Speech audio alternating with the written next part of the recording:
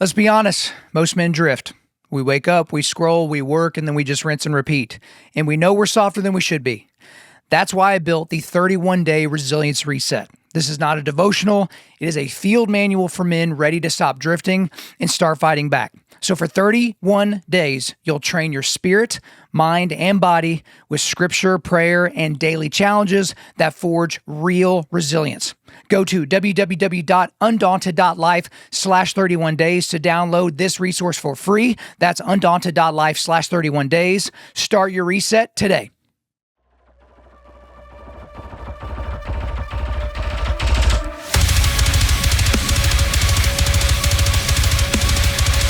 This is Undaunted Life, a man's podcast. I'm your host, Kyle Thompson. Let's get into it.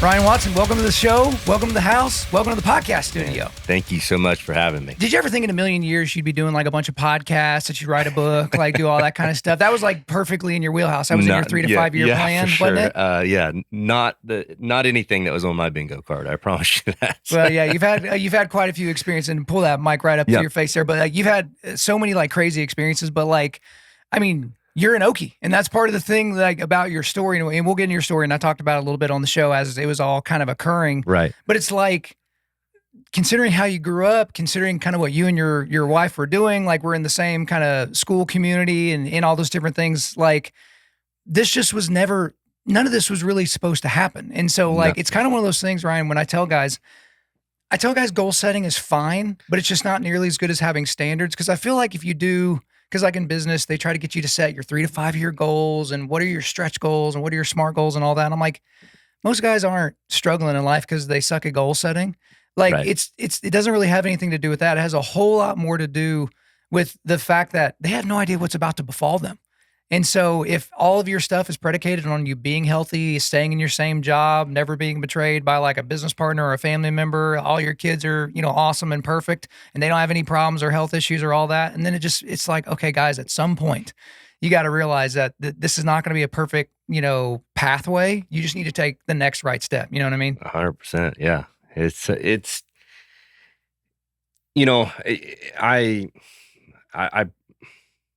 I've thought a lot about just kind of how much I could have potentially done differently, or I've thought a lot about the bags and what could I have done in terms of all the things. And when we get into kind of how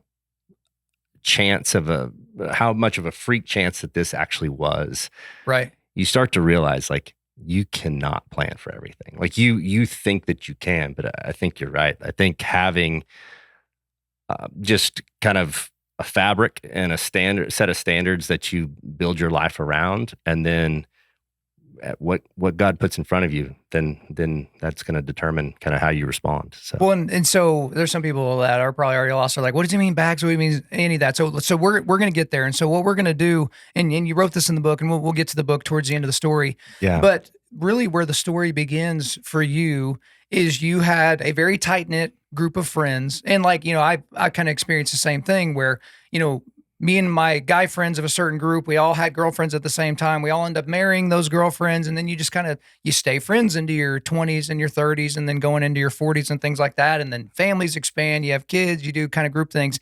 And so here you are, you're coming up on your 40th birthday. Right. And you and kind of that group of people, you're thinking, okay, well, we can just go to dinner here in Oklahoma, or we can, make a trip to Dallas or St. Louis or Kansas City or something like that. But y'all, we're kind of thinking, okay, no, 40th birthday, let's try to do a little bit more of a blowout. It's like, hey, we got some, cash burning a hole in our pocket. And so take us back to that time where it's like, okay, 39 going on 40, and you're like, okay, let's kind of light this up.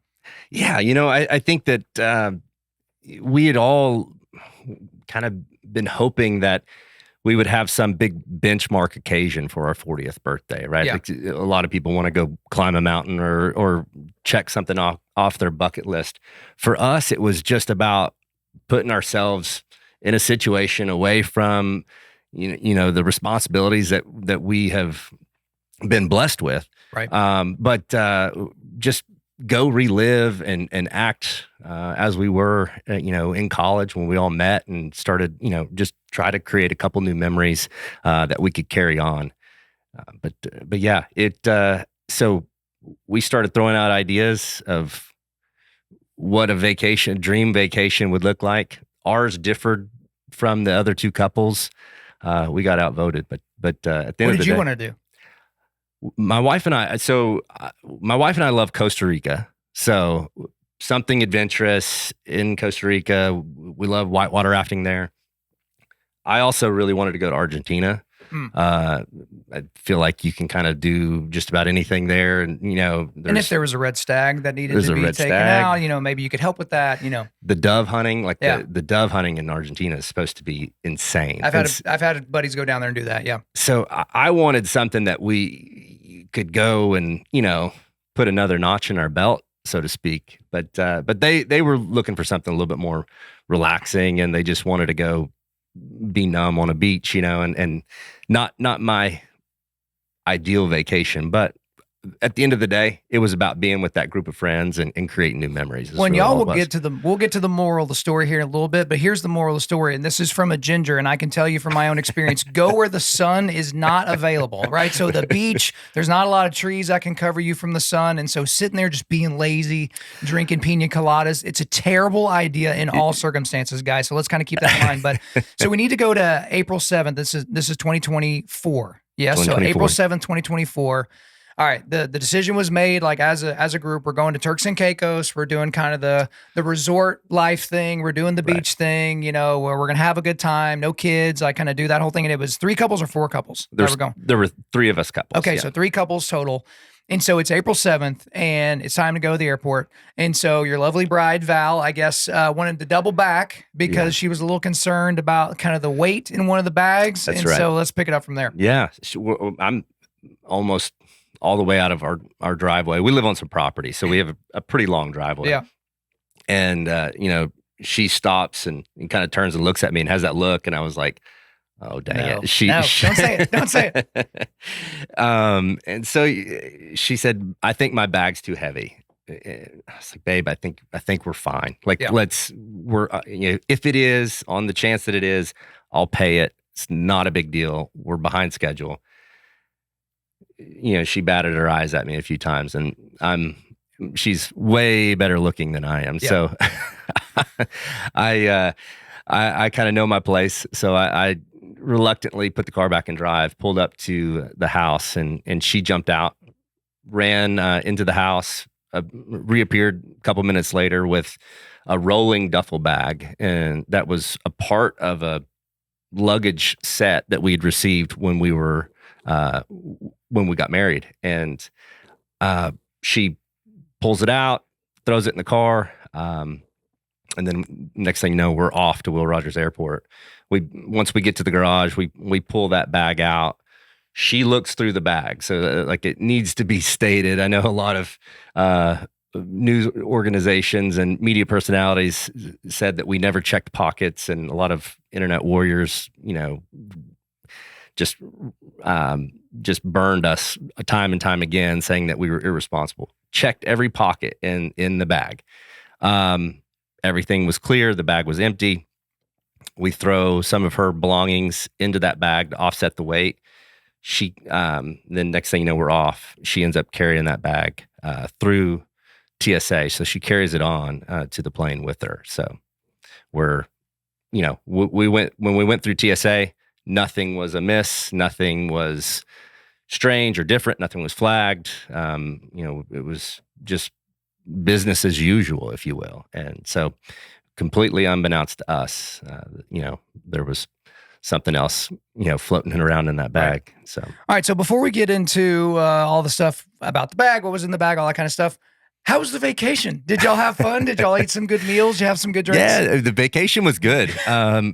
We went out on a boat and, did a little boat tour.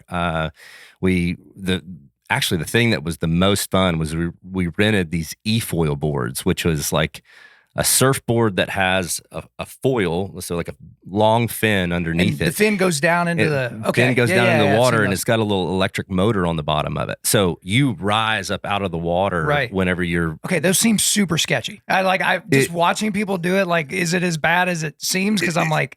It is. What's funny is my wife was actually the best out of everybody Okay. on, There on you this go. thing, which it was. I actually ended up breaking my rib on the e-foil board. I fell off to one side, Oh, accidentally jeez. hit the and you have a little controller in your hand.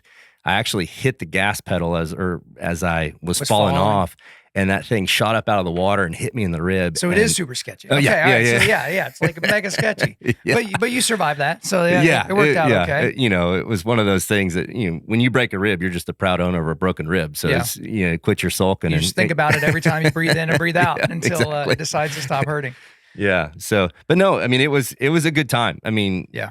for the most part, like I said, not probably our ideal vacation. Yeah, but it's a beach thing. it's a relaxing thing, but all in all, there Yeah. was some good memories made. So you're there for several days. You're doing kind of the normal thing. You spend the money to go there. While you're there, you're spending money. Like the island is making money off of your tourism. And now it's time to go. And so now we're in April, we're April 12th, April right? So 12th. this is Yeah. 5 days later from your arrival. And you're trying to leave the island, and I believe your friends had gotten through the security checkpoints and all that. They're just kind of waiting on y'all because y'all are all on the same flight.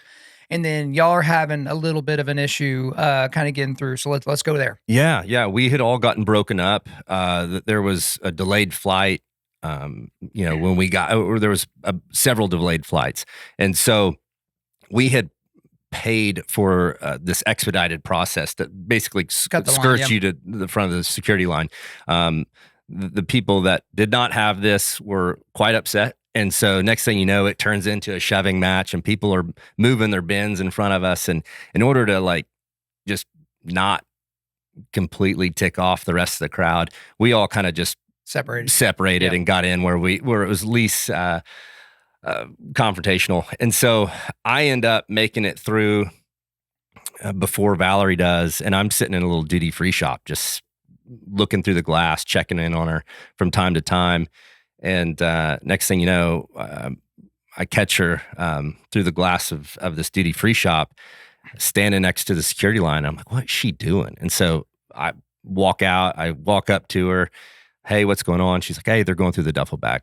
I was like, well, your makeup kit's in there. No big deal. It's got to be, you've got have Something some liquid Yeah. in there. No big deal. So it,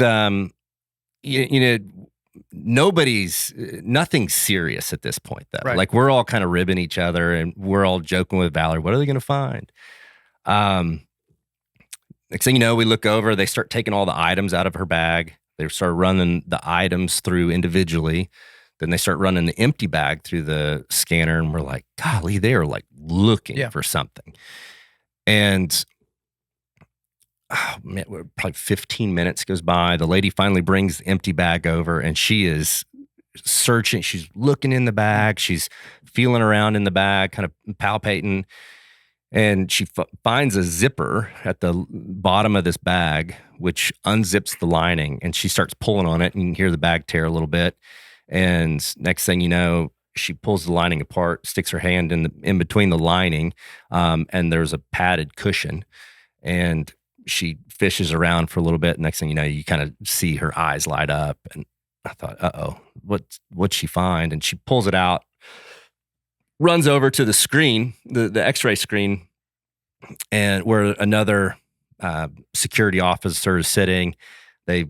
She shows that security officer. You kind of see this emphatic head nod come from the other security officer, and then she walks over with just beaming with pride and holds up this little bag. And it takes several awkward minutes of me standing there staring at this little bag of ammunition to realize that's my ammunition. That's the ammunition that I use when I go hunting. There's a little Village Tactical on May here in Oklahoma City that they sell reloaded 6.5 Creedmoor ammunition. And I recognized the packaging immediately, and I thought, oh no, like this isn't good. Then that kind of voice in the back of your head kicks back in, and the voice, is trying to calm you down, and it says, and telling me, hey, Ryan, like you've had plenty of friends do this. Like you've heard about, guys on hunting trips that have mistakenly left ammunition somewhere. All of them get like a slap on the wrist and, it gets thrown in the trash and then they're on their way. So I quickly kind of calm myself back down and think, this is going to be a slap on the wrist. I'm going to get a talking to, and we'll be on our way. Hey guys, real quick. I know a lot of you train for very specific things. So maybe you've got a mud race coming up, a mountain hunt, a 5K, or maybe you just want to keep up with your kids or you just don't want to let the old man in. But for a lot of you guys, whether you're working out at the Globo gym or even in your garage gym, you get there and you just don't know exactly what to do. And so you just kind of settle for the same old workout routine, maybe some bench press, bicep curls, a walk on the treadmill, and you're not really getting the most out of your workout plan. And I want you guys to stop wasting time at the gym. No more settling. It's time for you guys to get a guide to help you reach your fitness goals. And that's why I want to remind you about my good friends at Mountain Tough. Mountain Tough is a fitness and mental toughness app developed by military special operators and mountain hunters that's becoming a global movement for building mentally tough athletes on and off the mountain. Mountain Tough is a native app ready to be downloaded on all platforms, so that includes iPhone, Android, Apple TV, Roku, and there's more. Once you sign up and download the app or access the website, you immediately have access to hundreds of exercise programs and literally thousands of workout videos, thousands. So that includes structured hybrid strength and endurance programs, daily workouts, the full exercise library, mental toughness training, the Mountain Tough community, and accountability. And you can use it all on the go, online or offline, no matter where you decide to train. So if you're just getting started, that's great. They have programs for beginners. If you have minimal or no gear where you train, that's not a factor. They have minimal gear and body weight programs. And guys, if you're wanting to get into or maintain elite level fitness, they've got you covered with programs for top tier athletes too. And for a limited time, Mountain Tough is extending Undaunted Lifers like you an incredible offer. Go to mountaintough.com. That's MTNtough.com and enter the code Kyle when you sign up for a monthly plan to receive your first month free after your 14-day trial. So that's 6 weeks free to make sure this is for you. I'm sure it will be. That is 6 weeks free on the best-in-class physical and mental training app in the world. So stop wasting time. It's time to get real fitness results. Let my friends at Mountain Tough guide the way. Again, go to MTN Tough. That's mountaintough.com, promo code Kyle. Well, and so I think probably the funniest thing about that, I mean, it probably wasn't funny at the time. I think maybe the worst part about this entire ordeal is that you got exposed as being a guy that shoots a 6.5 Creedmoor. If you agree with the memes on the internet, but when you talk to like guides, I've talked to so many hunting guides that they're like, what's your rifle? Because if it's 6.5 Creedmoor, I'll let you use mine, because it's like, I don't want to be tracking an animal for the next 10 years and 10 miles. Okay. So you've got these reloaded rounds. And you're right, Ryan. Like I've talked to plenty of guys, plenty of Okies that have gone to overseas, gone to Canada, gone to, Utah, like they're going on a sheep or a elk hunt or something like that. And there's a loose round or two, and some guys even a full box of ammo, right? Because they thought it was going to be in the check bag, but they threw it back in this bag and whatever, all the things. And so it really shouldn't be that big of a deal. But almost immediately, and I want to get the language exactly right, that you were being placed, you and your wife were being placed under arrest for suspicion of possession of ammunition, which is already awkwardly worded because they're holding a bag of it that was in y'all's possession.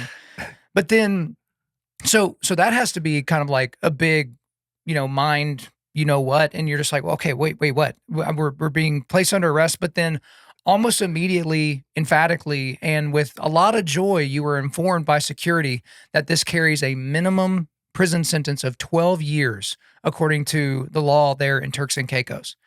And so we go from, we're a little bit late, we're getting into a little bit of a kerfuffle with people on the line that don't like that we, cut them on, even though we were able to do it. You're duty freeing, you see your wife in a different position, you go over there, they find the stuff. They tore your bag, so that probably made you a little bit unnerved a little bit, but then you see the rounds, you kind of have that spike of adrenaline, and then you kind of come back down to, okay, let's just be reasonable. It's not going to be that big a deal. And then you're just hit with 2 sledgehammers in a row. You're both being arrested, and we're talking about 12 years in prison. Yeah. So what in the world was that like? At first I thought it was just a intimidation tactic, right? Sure. I thought that they were like a strong arm thing. Right. Yeah. And so it probably took them repeating it 2 to 3 times before it truly sank in that this was reality. the first thought I have honestly is failure, because we make a vow to protect our wives. And I have just now created a scenario that is potentially going to keep my wife in prison, away from our children. And it's for a lot of, in a lot of, sense, it falls on your shoulders. falls on my shoulders. Yeah. Right. Like, and so I felt like I had failed, and you you try not to accept it at first, and you start to see your mind scatter and go in a million different directions to think, how can I weasel or get out of this situation? And how can I finagle this? And you realize pretty quickly when you're in that situation, a third world country, in the custody of the police department, like all of our typical bargaining chips are out the window, and you really start to run out of, cards to play quick. Yeah, you realize you basically don't have any cards to play, Yeah. and you're playing by someone else's rules. And one thing that was interesting, and we don't need to mention the school system because there's a bunch of weirdos on the internet that would love to know where our kids go to school. But so almost immediately, the school where your wife was a teacher back home here in Oklahoma, like the principal, she doesn't just go, "Oh my gosh, this is unfortunate news," because eventually kind of the news gets back around to kind of that y'all had been detained, what you were facing. This was a quick thing, which kind of goes to the community that y'all had, which we'll talk more about later. But almost immediately, she was reaching out to the governor of the state, Yes. Kevin Stitt, and to our mutual buddy, who wasn't your buddy at the time, but Senator Markwayne Mullin, now the director of the Department of Homeland Security, right? Or Secretary. Director. I just made up a new position for you, Markwayne. So there you go. You're welcome. But yeah, so he's the Secretary of DHS now.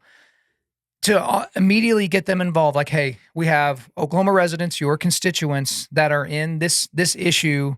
At this point, it seems like, okay, there must be a misunderstanding that's taken place. Right.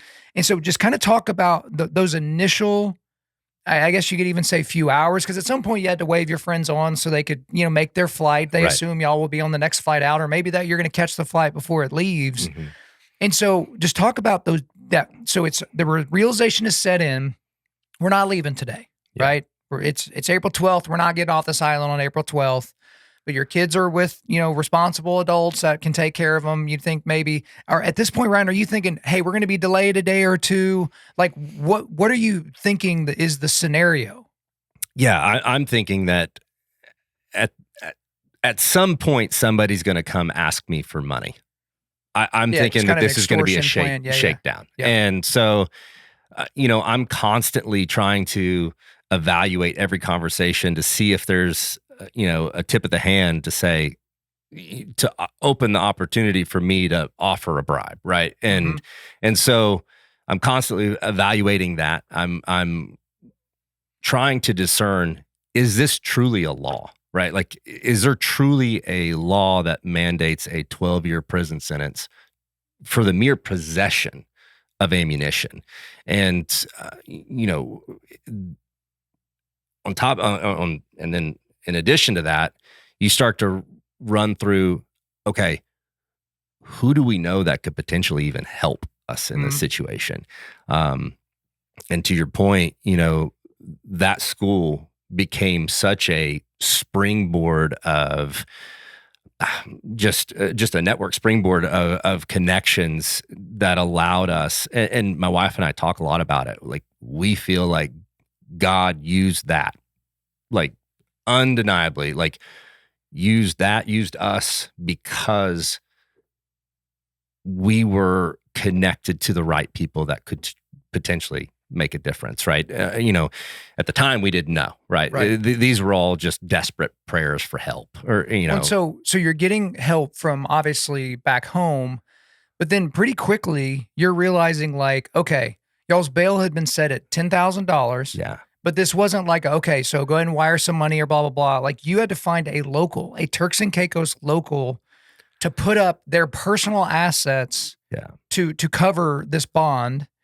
And also, you have to find a local attorney because jurisdictionally speaking, you couldn't just, call, even if you had a attorney on retainer back in Oklahoma, like they couldn't help you Yeah. in this other country.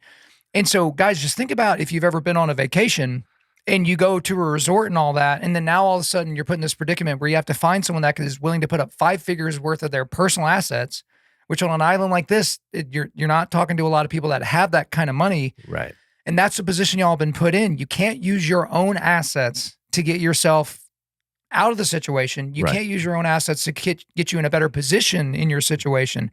You have to depend on locals, and you have to find a local attorney that's somehow not on the take Right. in terms of this whole government scheme. And so what in the world was that like? Yeah, I don't think that they actually thought we could pull it off. Okay. I'm not convinced that they thought that there was a local that would be willing to put up what they called surety, which was Right. this asset. And I think that they were just kind of toying with us, to be honest with you.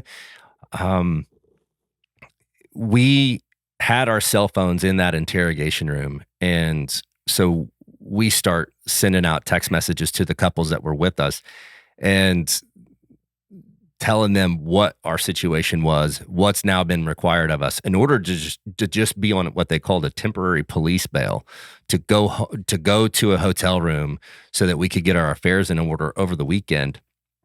Because this was a Friday at like 3:30, and they said, "Well, Ryan, Ruben, who was our driver, who drove us, to and from, the restaurants on the island. Ruben's the only contact that we have. Like, we get one shot at this, and there was debate on whether or not he would truly do it. A, and B, whether or not he truly had an asset that was the equivalent of $10,000. And that is no knock to him or his family. That is just a reality of the island, right? And luckily for us, we had been during one of the car rides. I don't remember where we were going or where we were coming from.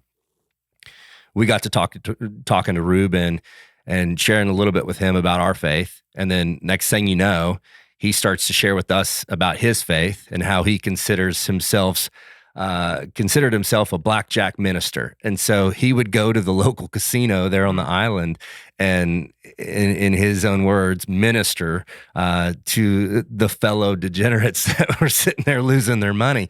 And so it turns out that this driver, this guy who was a stranger, had a giant heart for the Lord. And we found that one piece in common, right? Like, I think if you plucked both of us out and you ran stat sheets on me versus Ruben, we looked quite different, right? In lifestyle, just who we are. However, there was one common bond, and it was that we were both true believers, right? And so when our friends made the call and reached out to Ruben to see if he would be willing to come put up this asset, Val and I got down in the interrogation room immediately and prayed and just said, man, Lord, we hope that we've impressed upon him enough that he might find it in his heart to do something that is pretty unspeakable. I've tried to put myself in his situation. Yeah. Of what it would be like to be here in the United States, have some, a few chance encounters with a foreigner, and then receive this phone call out of the blue to say, hey, they're in trouble. Would you put up one of your personal assets to guarantee that they'll stay on bail and they won't flee? I don't know. I don't know if I can say honestly that I would have done it. Well, I think there's this, Ryan, we live in this era where nobody trusts anybody. We don't trust the government. We don't trust, big institutions, and there's scams everywhere. Like my wife and I have had to have this discussion because we're 900 plus episodes in now. I'm like, AI bots have enough of my voice and my personality and all that to create a bot that could call you from a number and sound a lot like me and request, hey, I'm in this predicament. I need you. Like, I need you Right. to wire money to this number. I need you to do all these different things. And she and I, we have a code word that, we have said, and I would encourage everybody to have that, especially if you're in a position where you have your voice and face recorded all the time.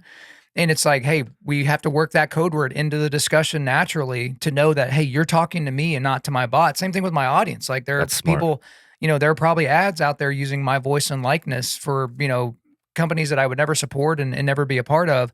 And so we have this natural aversion to help because of what we've seen and how we've seen people get taken advantage of. Right. I mean, how many banks are trying to help all their senior citizen clients to just not get scammed out of their entire life savings Oh, because they're 100%. sitting there lonely and you have this person that befriends them and kind of goes that route. And so timeline wise, so that's the 12th. Now we get into the 13th.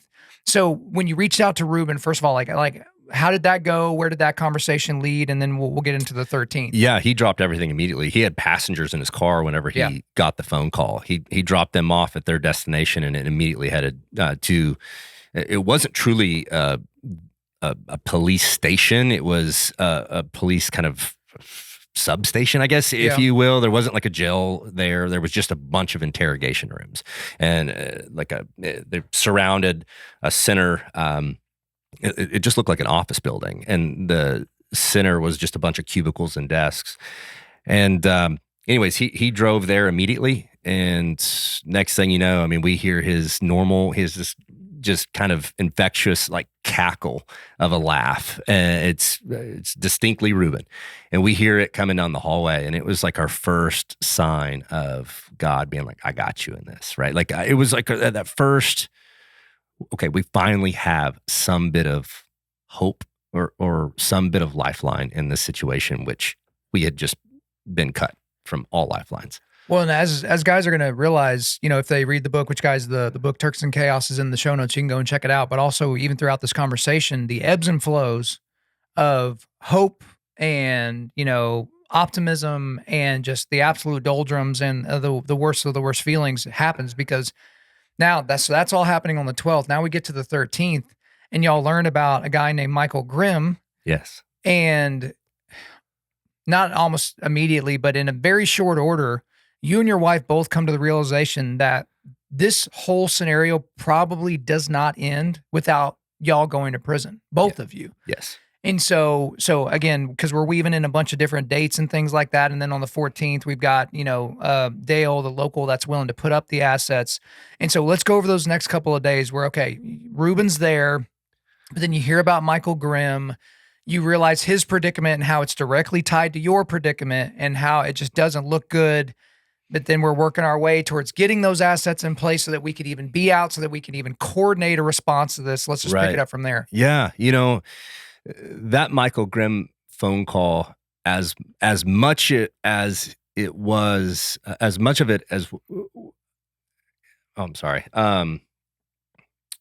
as much as that Michael Grimm phone call was a clear sign to us that God was working and was like clearly present, it was also very gut wrenching. Two-edged sword, man. Because at that time we learned this is no bribery scheme. This, we are now political hostages. And because Michael Grimm basically went through the same. How long before y'all did he experience this? Yeah, so he was August of 23 whenever he was arrested.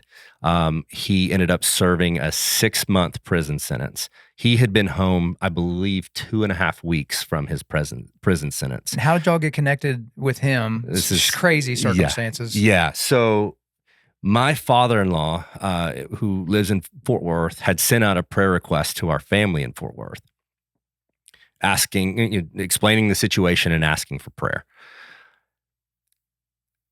Valerie's cousin was training to be a firefighter in Fort Worth, Texas. His training had actually gotten moved that day, so he's in a strange fire station, doing his training for the day. He gets done, takes his gear off, pulls his phone out of his pocket, and looks down and sees this message explaining our situation. And he starts to read aloud and stops and has this audible moment and says, I can't believe this. My cousin and her husband have just been arrested in Turks and Caicos. And the guy, who he's never met before, standing behind him, says, Are you joking with me? Like, what are you trying to get out of this? And Ash, Valerie's cousin, turns and says, why would I joke? And he's like, man, I'm from Indiana. My best friend is a guy named Michael Grimm who was arrested for the exact same thing. And he just got out of prison. Let me put you guys in touch. So this is a fire station that he's not even truly supposed to be Right. at. Not in our community, Yeah. in a completely different state. In Fort Worth, Texas, where a guy from Indiana just happens to be, who's also best friends with the only American who's ever been sentenced to prison for this very thing. Yeah. And was not only that, Michael Grimm kind of tipped the cards for that government and allowed them to see, okay, this is what they saw an outcry from their constituents. This is what our voting public wants, Right. is to be seen as being tough on Americans. And so they respond by making it a 12-year minimum mandatory prison sentence for this very act. And so we as that call goes on, it was daunting, man, because we hear about the prison conditions, which it's a third world country. There's no windows. It's open air, no electricity, no running water, constant threats of violence. Obviously you're not eating 3 square meals a day, Mm-hmm. and this isn't American prison. And so we hear about those conditions. We hear about what we're now facing, right? This isn't us against some, corrupt police force. This is us versus a government. Right. And then we start to ask, what are our options? Like, do you have any advice? And his only advice to me was, unless you're willing to go get on a boat tonight and roll the dice and take a huge gamble, your only option is to go jump on the grenade, take full credit, tell them that Valerie had no knowledge of this, and you see if you can get her off this island, and you go to prison for 12 years. And as I think it probably should have hit me harder hearing that, but that seemed so simple to do, right? Like it was, Yeah. I was like, absolutely, I'm going to do that, right? Like me going to prison over Valerie, like no question in my mind. And so I make that decision, and I kind of immediately feel my heart just kind of harden up a little bit. Then you start thinking about your kids and start thinking about the things that you potentially might miss out on. And you start playing out all the Christmases and everything else that's going to take place in the next 12 years, all the life events. And then refusal of acceptance starts to kick in. And it's, okay, let's find a different way. We asked about going to the media. He explicitly said, do not. Like, that is a death sentence. He had multiple murder attempts on his life while he was in prison. His family was extorted. He said, I promise you, you're going to be the only white American in this prison, or the only white guy and the only American in this prison system. And to them, that's going to equate to two things: is that you have money, and that you have people at home that care about you and are willing to do anything that'll get you out. And so they're going to use that. Now, if you try and go after their number one source of income, 90% of their GDP is American tourism, they're going to kill you.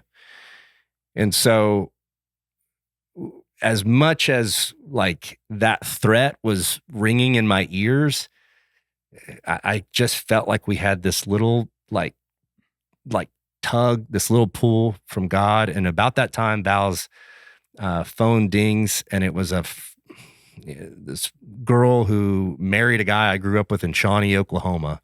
She ended up becoming the head anchor of NBC Boston. And she said, hey, I've heard of your situation. We are praying for you emphatically. Like, if there's anything I can do beyond prayer, and if you think getting your story out there would help in any way, let me know. And as we are trying to weigh all this, I told Val, I said, I think God has given us as clear of a sign as he can that we need to fight this. Well, and even before you got in touch with NBC Boston, you had a very poignant and interesting moment. This would have been the day before. This would have been on April the 14th, where you run into a local or, run into, you were introduced to a local named Dale, Mm-hmm. and y'all had a very interesting interaction in terms of him putting up assets and all of that. And so it's a quick interaction, but Right. I wanted you to talk about that, Okay. and then Yeah. we'll get back into the media side of things. Yeah. So so Dale, which got to be honest, I protected his Right. his His name's identity not there. Dale, Yeah. but he's Dale for the story. So he was a friend of a friend, and he was a restaurant owner there on the island. We go to his restaurant to meet with him. He sits down, and when we sit down with him, I can tell he is completely undecided on whether or not he's truly going to help us.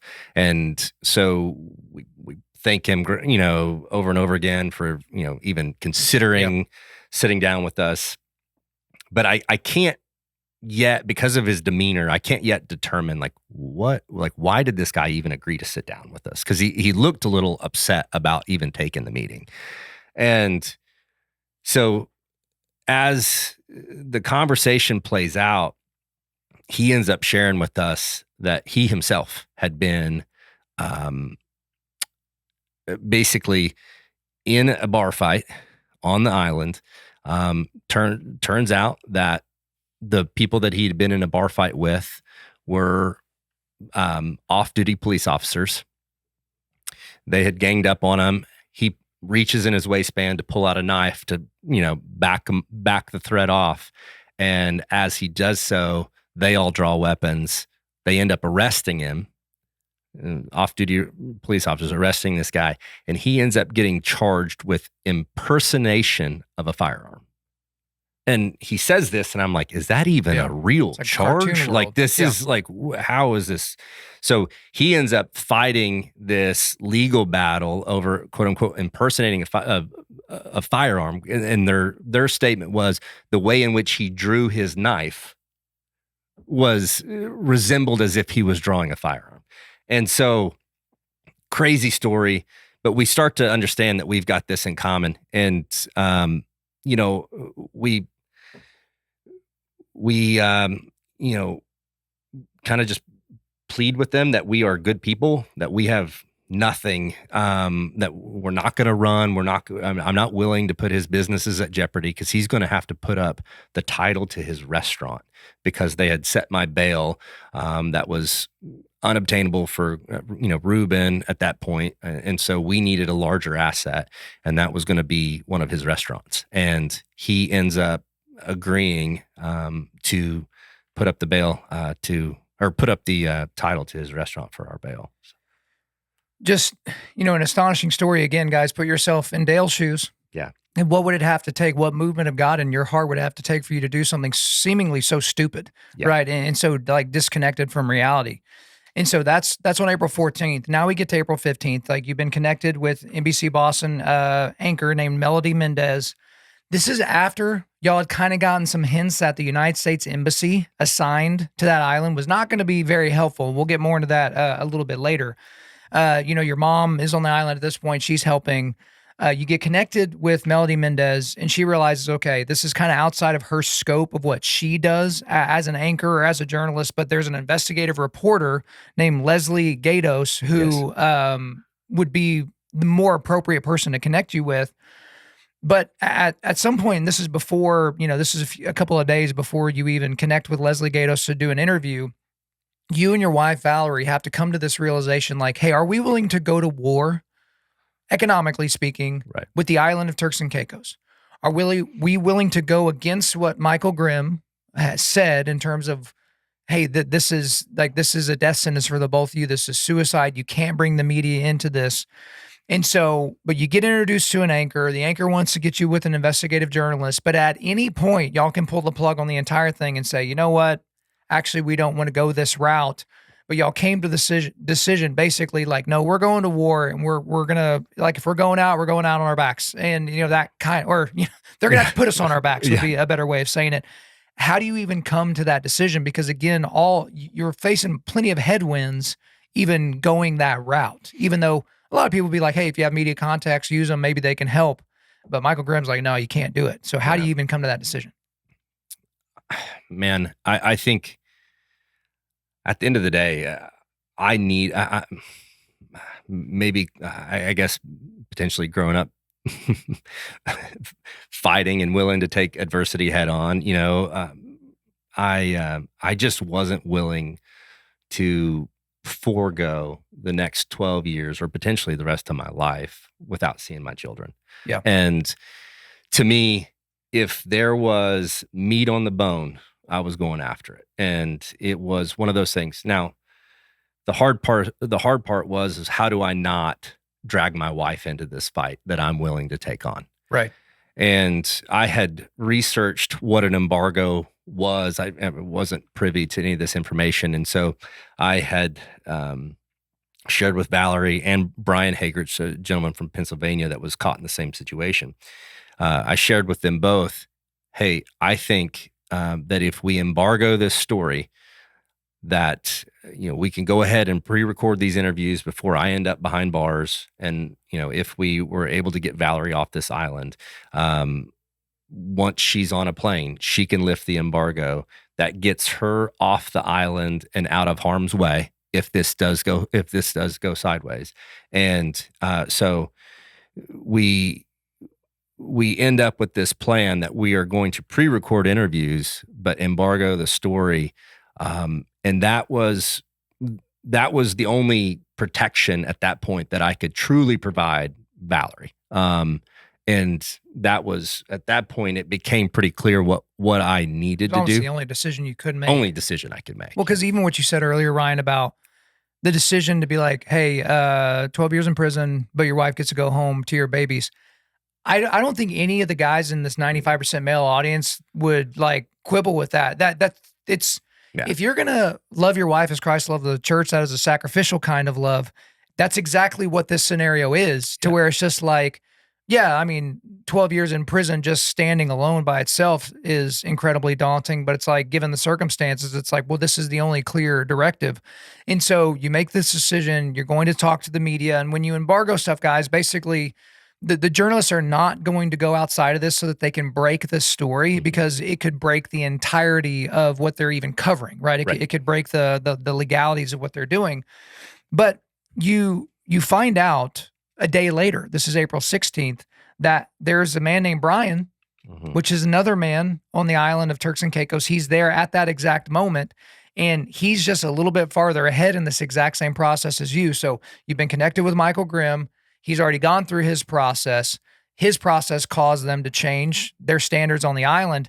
And Brian was one of the first, if not the first, American after Michael Grimm to get caught up in this same scenario. And so what were the circumstances of being connected with Brian?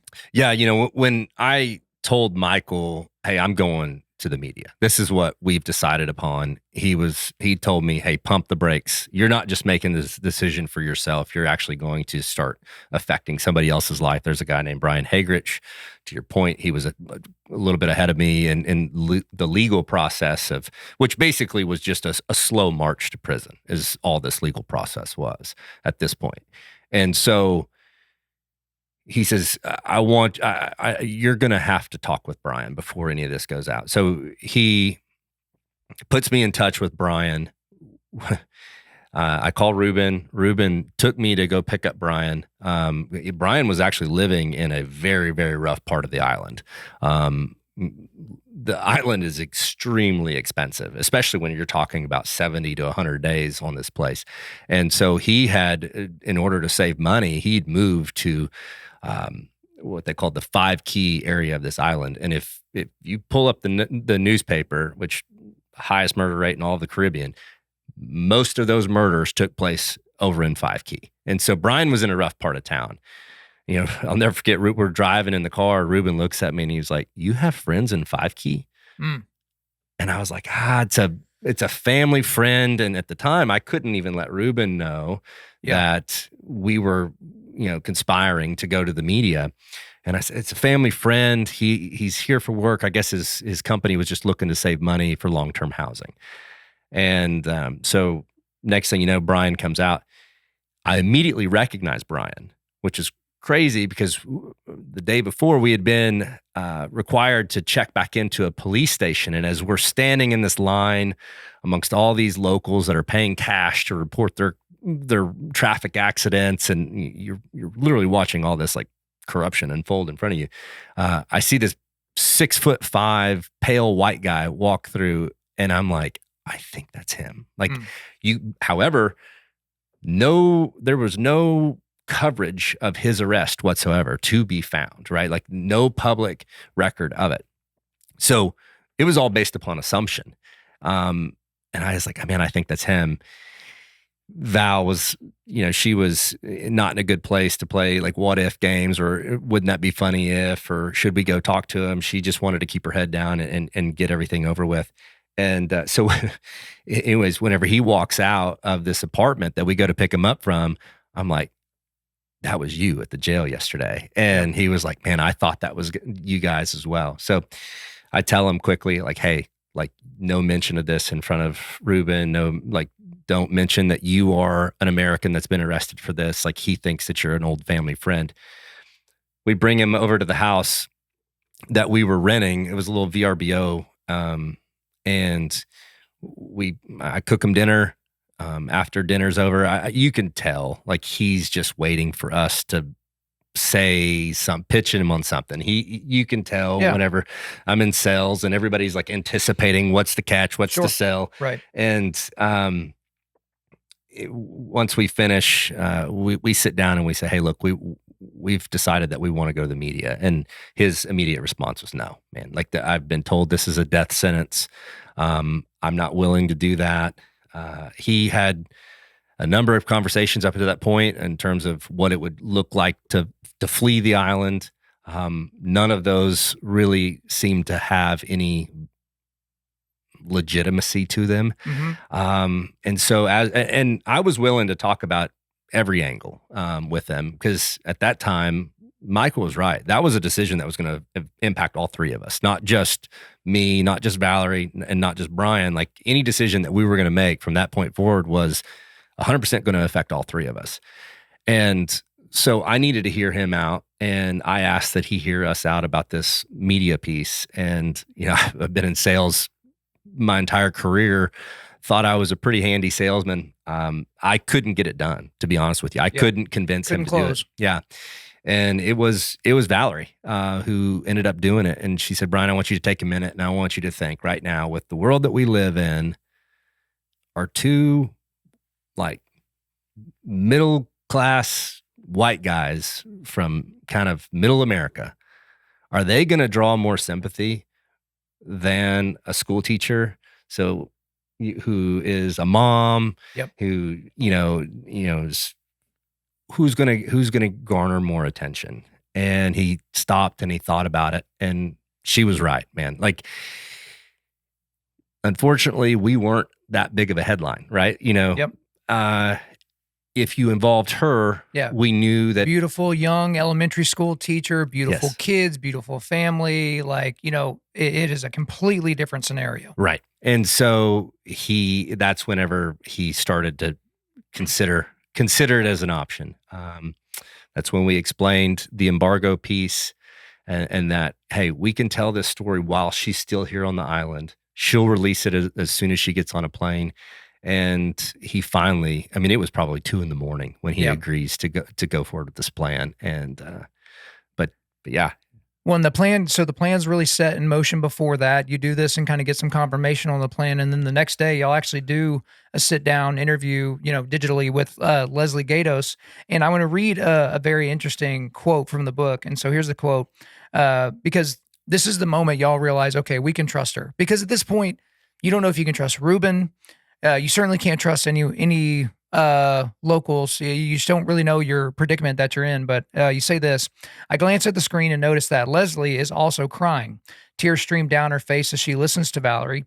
She's not even trying to hide it. She's a mother too, and it's clear she's showing empathy that only another mother could.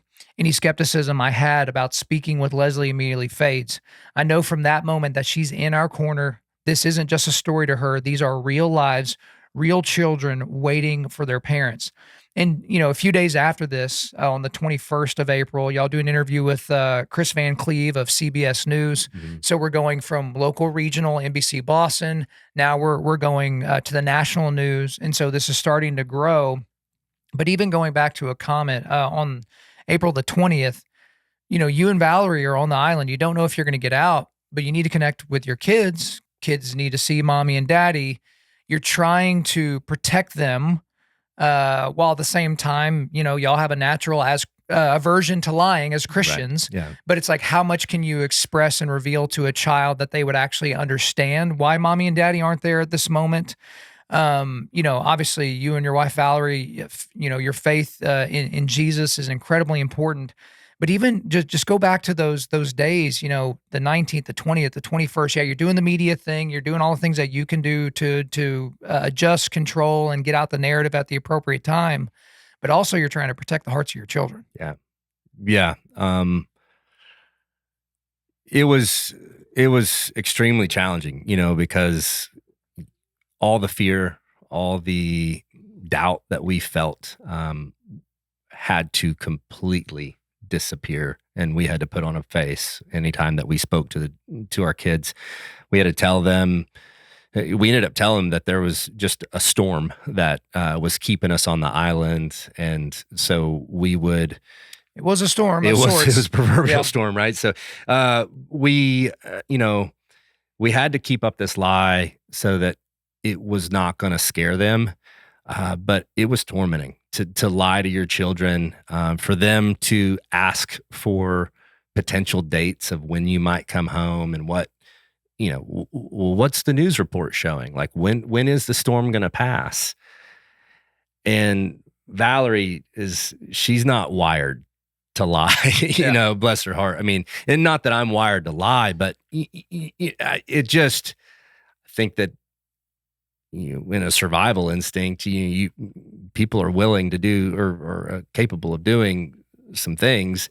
But I took most of those questions head on, and I was just like, look, guys, like, our goal is to get mommy and daddy love you. Our goal is to get home to you guys. But we would hang up the phone and we would weep like children for having, spent and concocting this story and spent the last, 30 minutes on the phone with the children, telling them that everything was okay. Knowing at some point they were going to know the truth. Yeah. And, we could only pray that they would know the truth from us and not from the media and the headlines that were about to come out. And that's a hard thing, because you can protect your kids in your house for the most part, but then you can't protect them at school. Who knows about this story? Does some kid just, scream out something because they're mad at your kid for taking a block or, taking a pencil off their desk, and that's like, well, at least my dad's not in prison. And then it's like, wait a minute, what's going on here? But then, all this kind of gets to a head, and this is on April the 22nd. So I want to read a quote from the book. This is, an official of the island talking to you. Mr. Watson, you are being charged with possession of ammunition. This is an offense that carries a minimum mandatory custodial sentence of 12 years. You will be taken into custody today. She pauses, looking at me over the paper. You have the right to remain silent. Anything you may say may be held against you.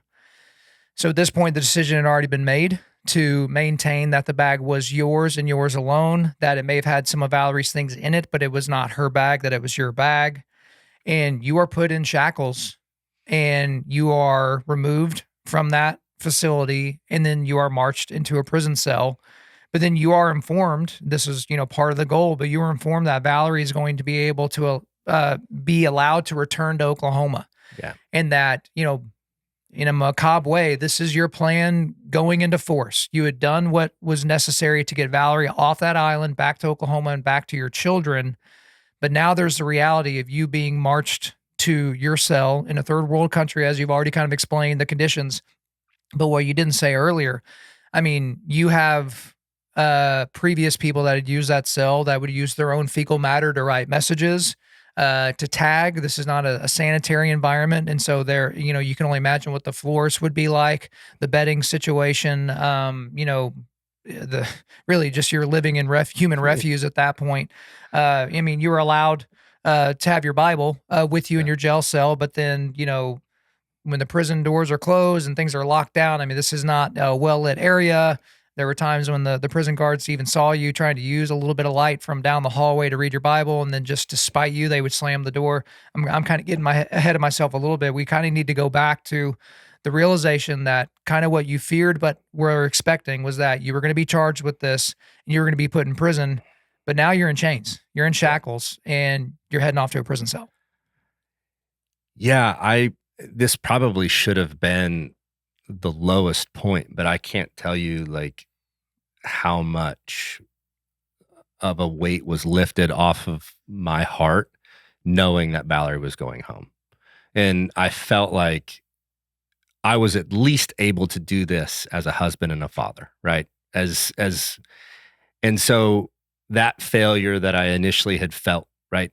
I knew that at this point, Valerie's life wasn't going to be collateral damage in that mistake, and so I felt 100% relief. I was at peace, just for the most part, right? There was still that piece of me that wondered what I was going to miss out on in the next 12 years, but overwhelmingly, I was at peace just knowing that she was going home to our kids. So, And so, but now you have the reality of prison. mhm. And so you're in there for the first time. Obviously, anytime you're in an environment of any kind for the first time, your body's trying to get used to the sights, the sounds, the smells, all the things. Your senses are going wild. But at some point, the realization has to set in. This might be my condition. These might be my conditions, rather, for the next 12 years minimum. Yeah. And so, when and how does that realization kind of land on you, where it's like, okay, I did my duty as a sacrificing husband, but now here I am. Yeah. It probably took,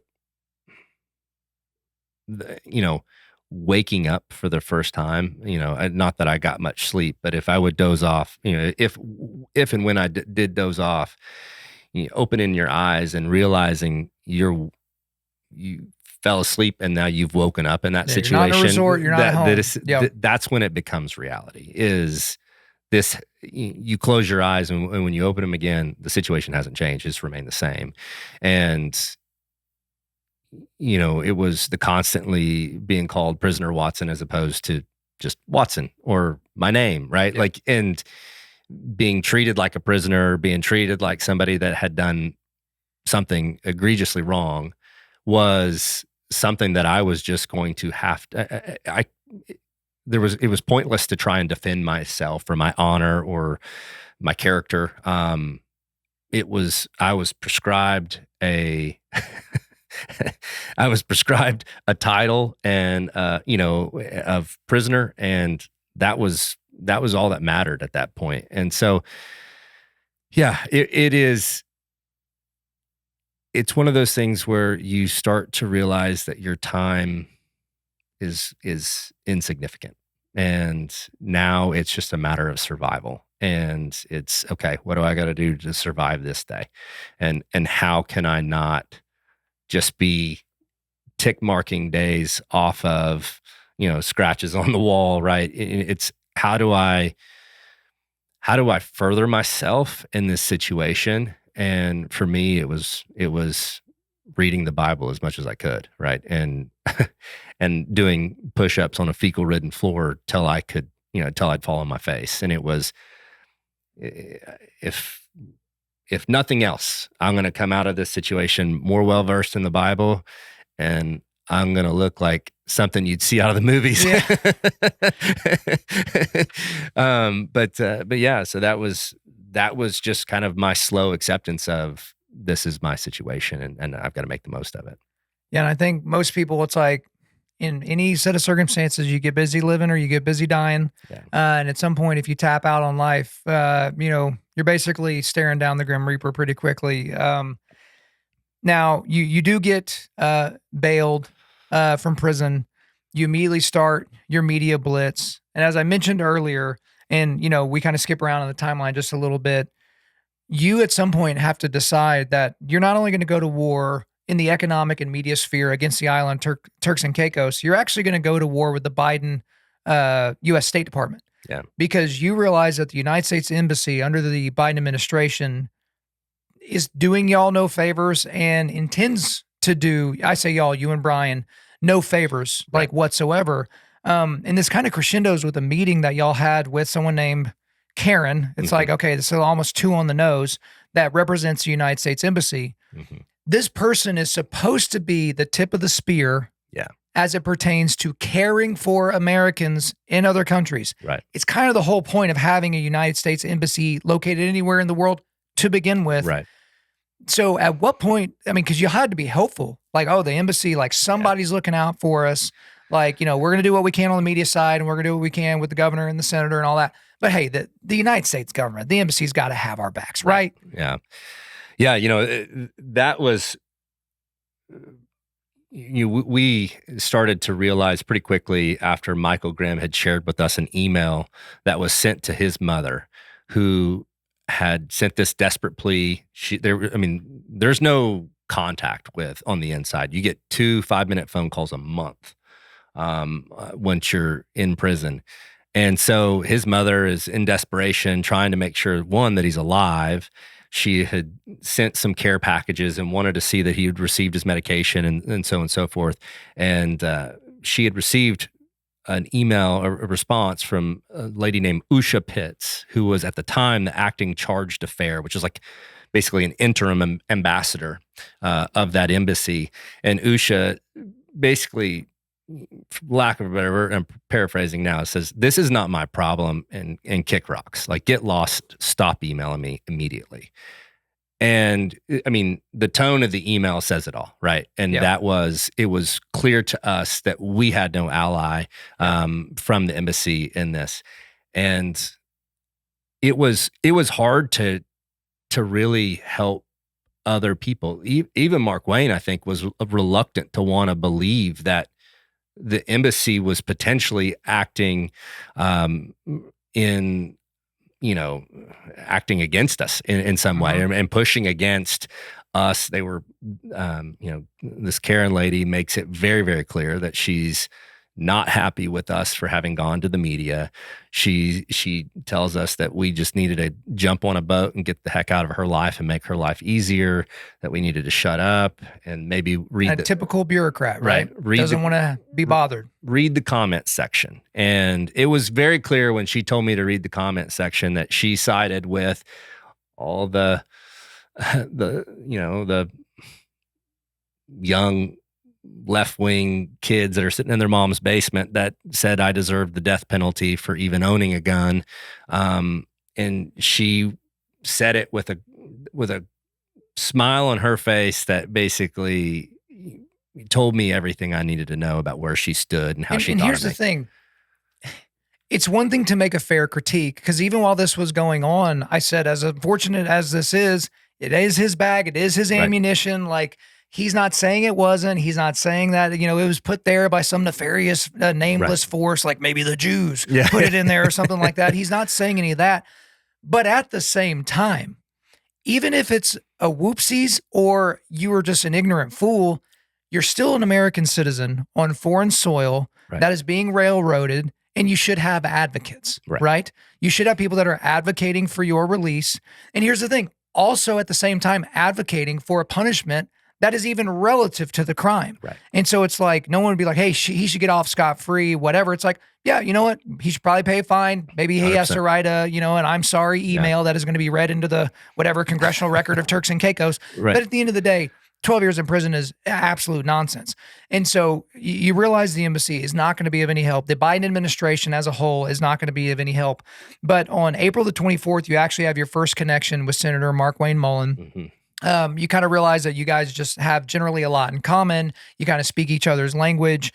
And you realize even a little bit thereafter, this is getting into May now. So May the 10th, you hear that Markwayne Mullin is trying to get, I believe it's just pronounced a CODL or a CODL. So that's CODEL. Right. This is a congressional delegation task force that they wanted to come to the island. They wanted to do what they could to advocate directly with Turks and Caicos and potentially even with the UK, who technically owns the island of Turks and Caicos. Even fast forwarding a little bit, y'all are hopeful about that. You're still doing your media blitz stuff, you and Brian. But then on the 16th of May, you hear that the Senate Majority Leader at the time, Chuck Schumer from New York, he's trying to make everyone's life difficult. This can't just be a bunch of Republicans going down there. This has to be a bipartisan task force for some reason that he can't explain. But then you get John Fetterman involved because Brian is from Pennsylvania. Yeah. John Fetterman is maybe the only reasonable Democrat left in Congress, perhaps. And, you know, he's got to be brought into the fold. And kind of at the 11th hour, y'all realize, hey, John Fetterman is agreeing to be a part of this codal. They're going to come down to the island. And then we have May the 19th. Okay, on May the 19th, the CODL, led by Markwayne Mullin and with John Fetterman in tow, they actually come to the island. So let's talk about what that meeting is like. So who all's in the room? What is the tone of the meeting? And also there's a very interesting thing because it wasn't just you and Brian. At this point, there was a lady named Sharita who was caught up in all of this.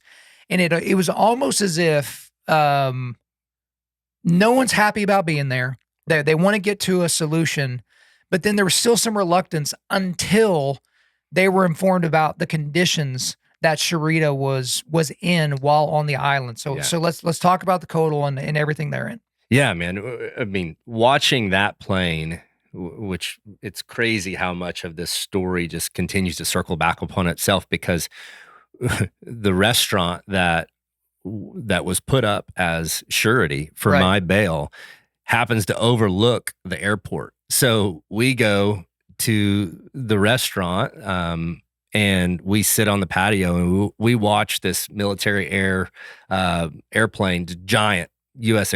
airplane land on this little bitty island's airport. And, you know, I can still remember like the feeling of that plane touching down and how it shook the entire island. I could hear the glassware clanking behind me, you know, and it was that moment of cavalry's here.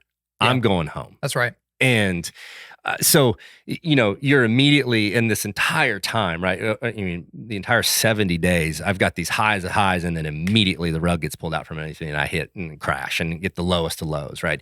And so this, I think, well, there's nothing that can go wrong here. This is the American government that has shown up on our behalf, like, we're going home. And we have what the Codell had put together was like what they called the AMSET dinner. So it was myself, Brian Hagerich, the gentleman from Pennsylvania, Tyler Winrick, who was from Virginia, also arrested on the same charges, and then Sharita Greer from Florida. Yep.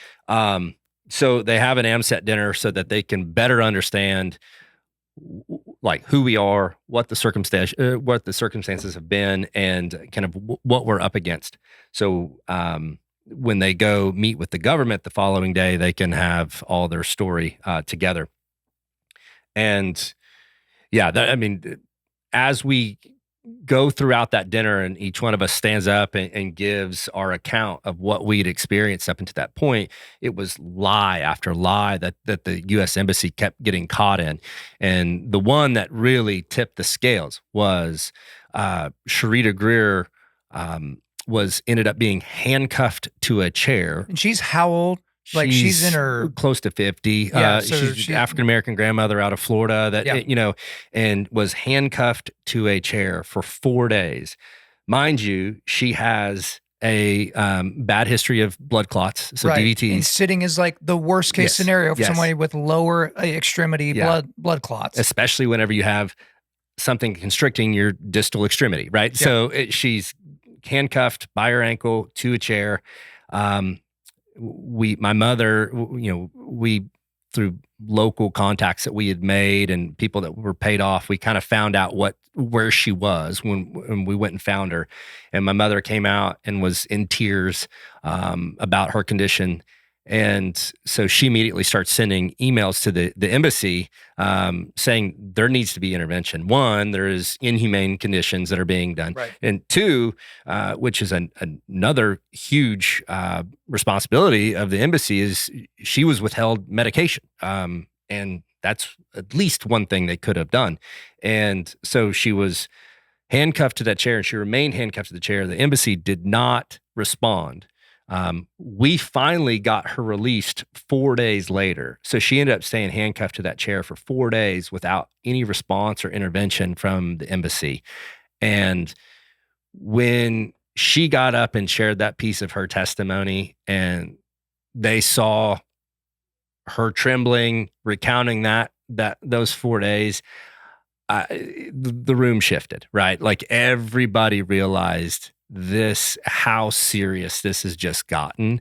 One, the UK's Minister of Foreign Affairs, pardon me, it was the UK's, the U.S. Ambassador of the United Kingdom. You could see the color in his face immediately vanish, because he realized this is an immediate PR nightmare, right? Like this is crazy. Woman of color, grandmother, like just the visual of any human being shackled to a chair. Yes. Like just insanity. Yeah. So they realized pretty quickly, one, the embassy has failed. Two, they've now been exposed not only for failing to do their job, but lying and and sending out deceiving information, or that would basically painted a different picture. Had claimed that they had toured the prison, which ended up being false. They claimed that there was no record of any other non-American citizens having been arrested and then released because they weren't American. That ended up being false, and they ended up having evidence of 2 other cases where non-American citizens were arrested during the same tenure, were arrested and then immediately released because they were not American citizens. And so we had proof that they were targeting Americans, they were mistreating Americans, and that this was all very politically motivated. And I think at that point in time, that's when Markwayne really understood. And he was like, okay. And fair enough, I don't blame him for thinking that I was, nearing crazy town whenever I would call him and tell him, these what the situation was how it was unfolding, and all these different like nooks and crannies of the story. I don't blame him. I completely understand why he would come into that with some bit of skepticism, right? There's just you have to have a healthy skepticism in that moment that hopefully doesn't cross over into cynicism where you couldn't possibly have your position swayed. But it's like, okay, how much is this guy just elevating what this sounds like to get me riled up, to make me say something in public that I now have to defend and stand on? And you mentioned the whole UK connection, because a couple of days later, so again, here they are on the 19th of May, you think, hey, we're getting out of here. Well, that's not what's happening. Well, Markwayne doesn't just, have this initial headwind from Turks and Caicos and think, well, hey, we did our best. We came down in a big fancy airplane and it just didn't quite work out. He basically goes to the UK and says, hey, y'all really enjoy the United States Coast Guard's protection of this entire area, don't you? Man, it would be a shame if we no longer were able to do that for y'all. Yeah. And so it's a strong arm tactic to be like, you are living off of the downstream fruits of the largesse of the United States taxpayer and the United States military. Do you really want that protection to be removed? Yeah. Because do you want to send your ships, what's left of your fleet? Do you want to really send that down here to the Caribbean? Right. Is that what really needs to happen here? And so one thing we're all getting into. So you have the Codal doing its thing. We still have got the media blitz, but all the while, Brian's timeline is before your timeline. Yeah. Right? And what happens to Brian is going to really be, a clarion call to the rest of the situation, really understanding what's going to happen to you, what's going to happen to Tyler, what's going to happen to Sharita. And so May 24th, this is where Brian has his sentencing hearing. Mm-hmm. This is where we find out exactly what's going to happen, which is at the most basic, standard is going to be tangentially related to what's going to happen to you. Before we get in there, what's the feeling like? What does Brian feel? What do you feel? What do y'all feel like his chances are? Do you get any hints as to what the forthcoming, a verdict is going to be? Where are we at? Markwayne's temperature of the UK's involvement started to improve, right? And that was giving us some bit of hope that, hey, if the UK can stay involved, then they're going to hold the island accountable, and the island seemed almost like they were trying to make a stance now that they had been put on the world stage. They almost wanted to make a stance that they were a big boy country and that they weren't going to back down to what they considered these these economic threat by the media. But with the UK's involvement, we started to gather a little bit of hope. The night before, however, one of the judges on the island had just sentenced a Haitian man to 16 years in prison for possession of firearms and ammunition, which it's technically the same charge, right? So in reality, completely different. The scenarios are different. The guy was involved in a crime, right? And so, however, this was one of the first sentencings that had happened since they had ratcheted up this new mandatory minimum sentencing. And so we thought, oh, goodness gracious, they've just now done, applied this sentence. Are they going to try and double down and make it, seem as if they are not showing any favor to the Americans, right? And so it was pretty nerve-wracking because you've got some signs of hope, but then you start getting these other little signs that, if you picked up any newspaper from the island during that point in time, it was 1,000%. We were going to prison for 12 years and we just needed to shut the hell up and go. And they were tired of us.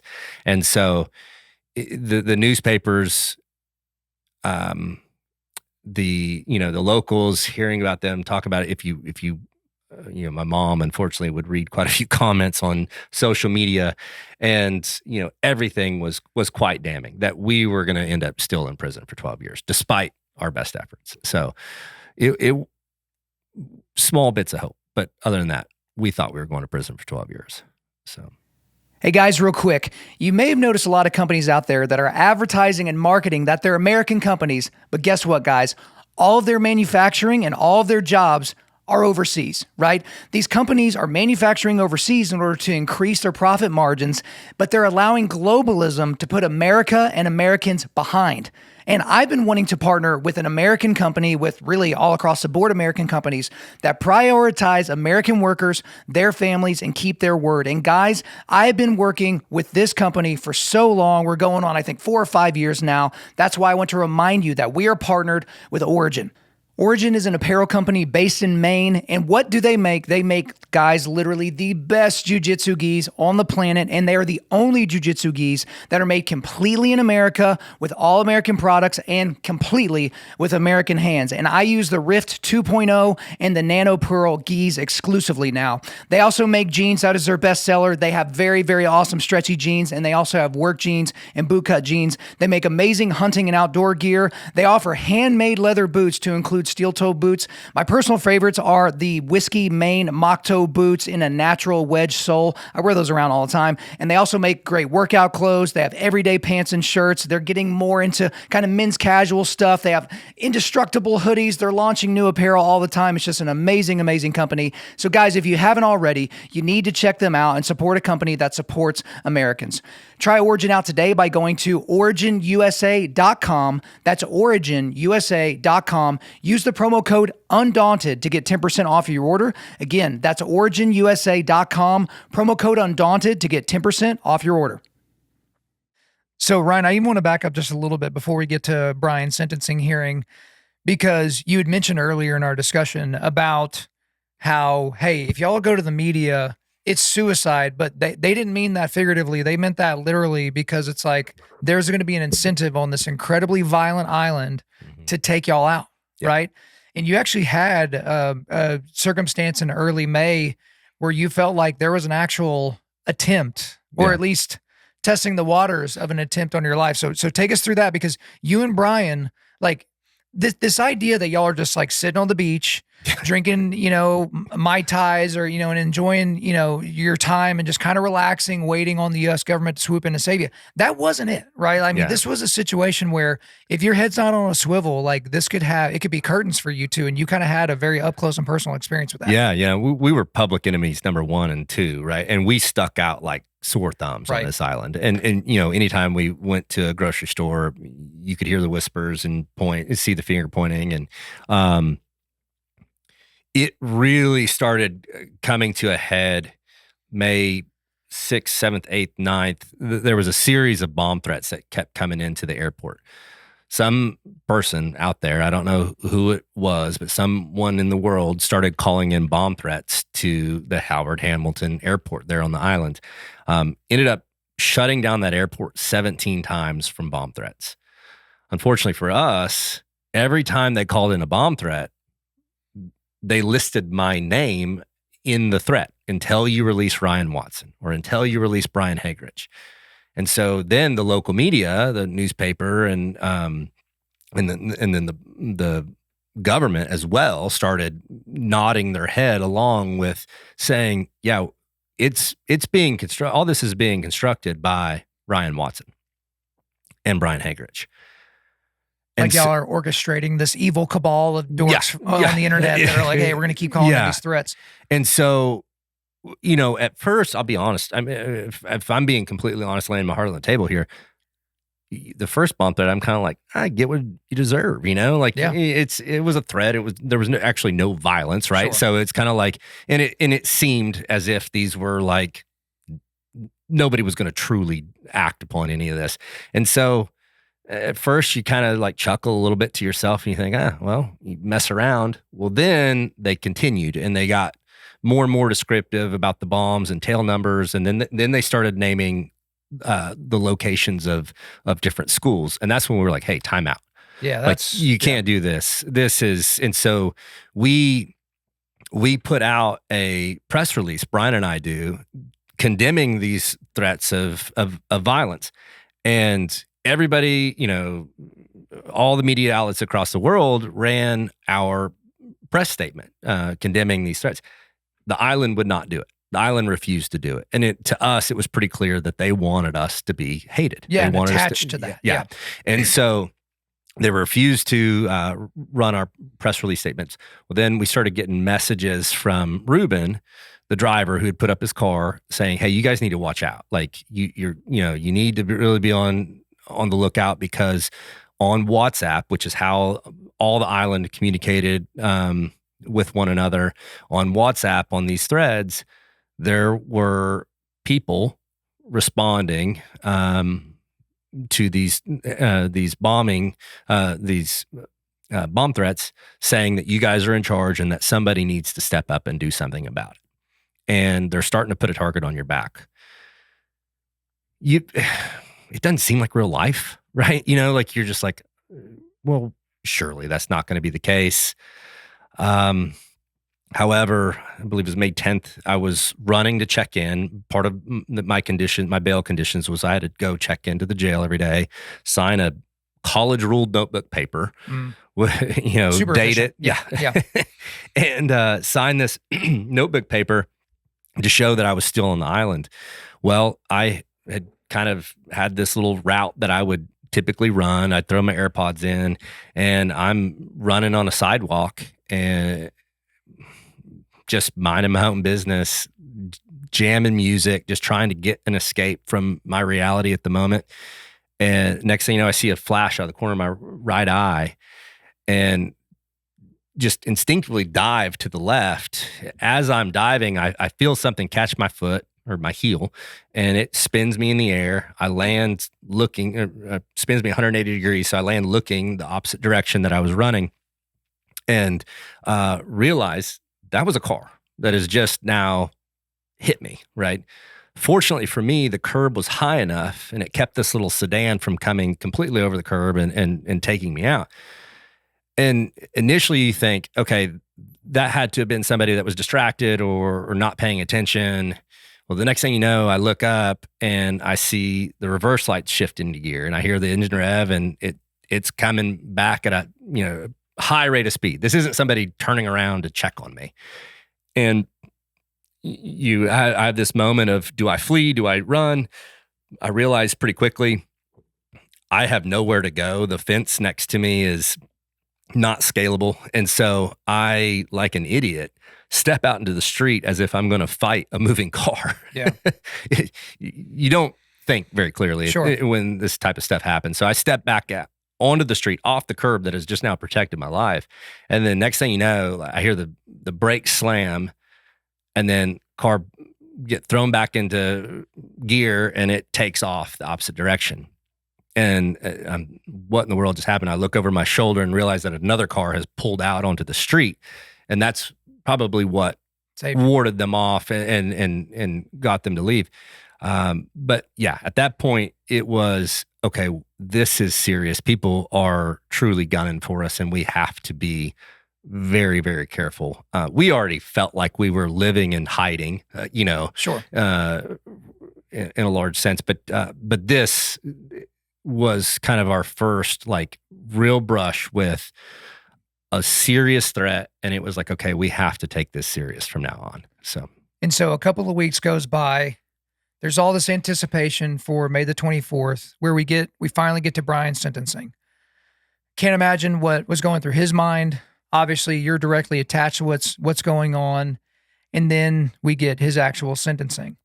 So he was given a 52-week, a 1-year suspended sentence and a fine of $6,700. Mm-hmm. And then he was going to be free to go. They were going to give him his passport back. He was going to be free to go. I mean, the elation that he had to feel, John Fetterman, Markwayne Mullin, the people that were involved in this, the elation they had to feel. There's the release of emotion from the people of Turks and Caicos, which again are not fans of Americans. And just as a quick aside, part of that is because Americans feel like the rest of the world is their freaking sandbox, and they can just go over to someone else's country and just like, sit there and, take a piss in the sandbox, and everybody is just going to have to take it. So when y'all are going all over the place overseas, can you act? Can you act right? Can you act as if your grandma is over your shoulder with a switch ready to go? Like, stop acting like jerks. So you get this release of emotion. But then almost immediately, and I was so glad in the book, Turks and Chaos, you were very, no one likes this word, especially men, but you were very vulnerable about where you're at emotionally. And you have this inner wrestle of being so excited for Brian, knowing that his case and his sentencing is directly attached to you. You have all the feelings with Valerie, with the kids, but then you're like, wait a minute. Why the heck does Brian get to go home? I'm still here. Now I'm losing, my guy in this fight with me. He's about to go home. And then also there's the release of emotion from y'all. There's a release of emotion from the island. But then we all know how the news cycle goes, right? Mm-hmm. Did Joe Biden walk off into the woods again in the middle of a press conference? Like, did Donald Trump say something on the internet that was mildly, incendiary?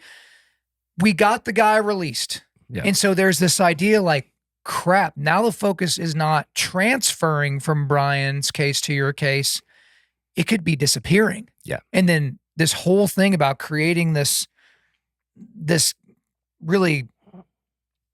tremendous amount of focus, this media blitz, there's this idea that it could be going away. So just take us through your emotions of hearing the sentencing being handed down for Brian, and then how that directly goes to what it means for you. Yeah, there was so much excitement wrapped up into hearing that sentencing. There's gotta be. Seeing his response, seeing his wife's response, all the hugs, the cries, the emotion, the excitement of getting to watch him address the media. You're just wrapped up, you're caught up in the moment. Yeah. And then, the caravan to the airport leaves town, and then the quiet sets in. Mm.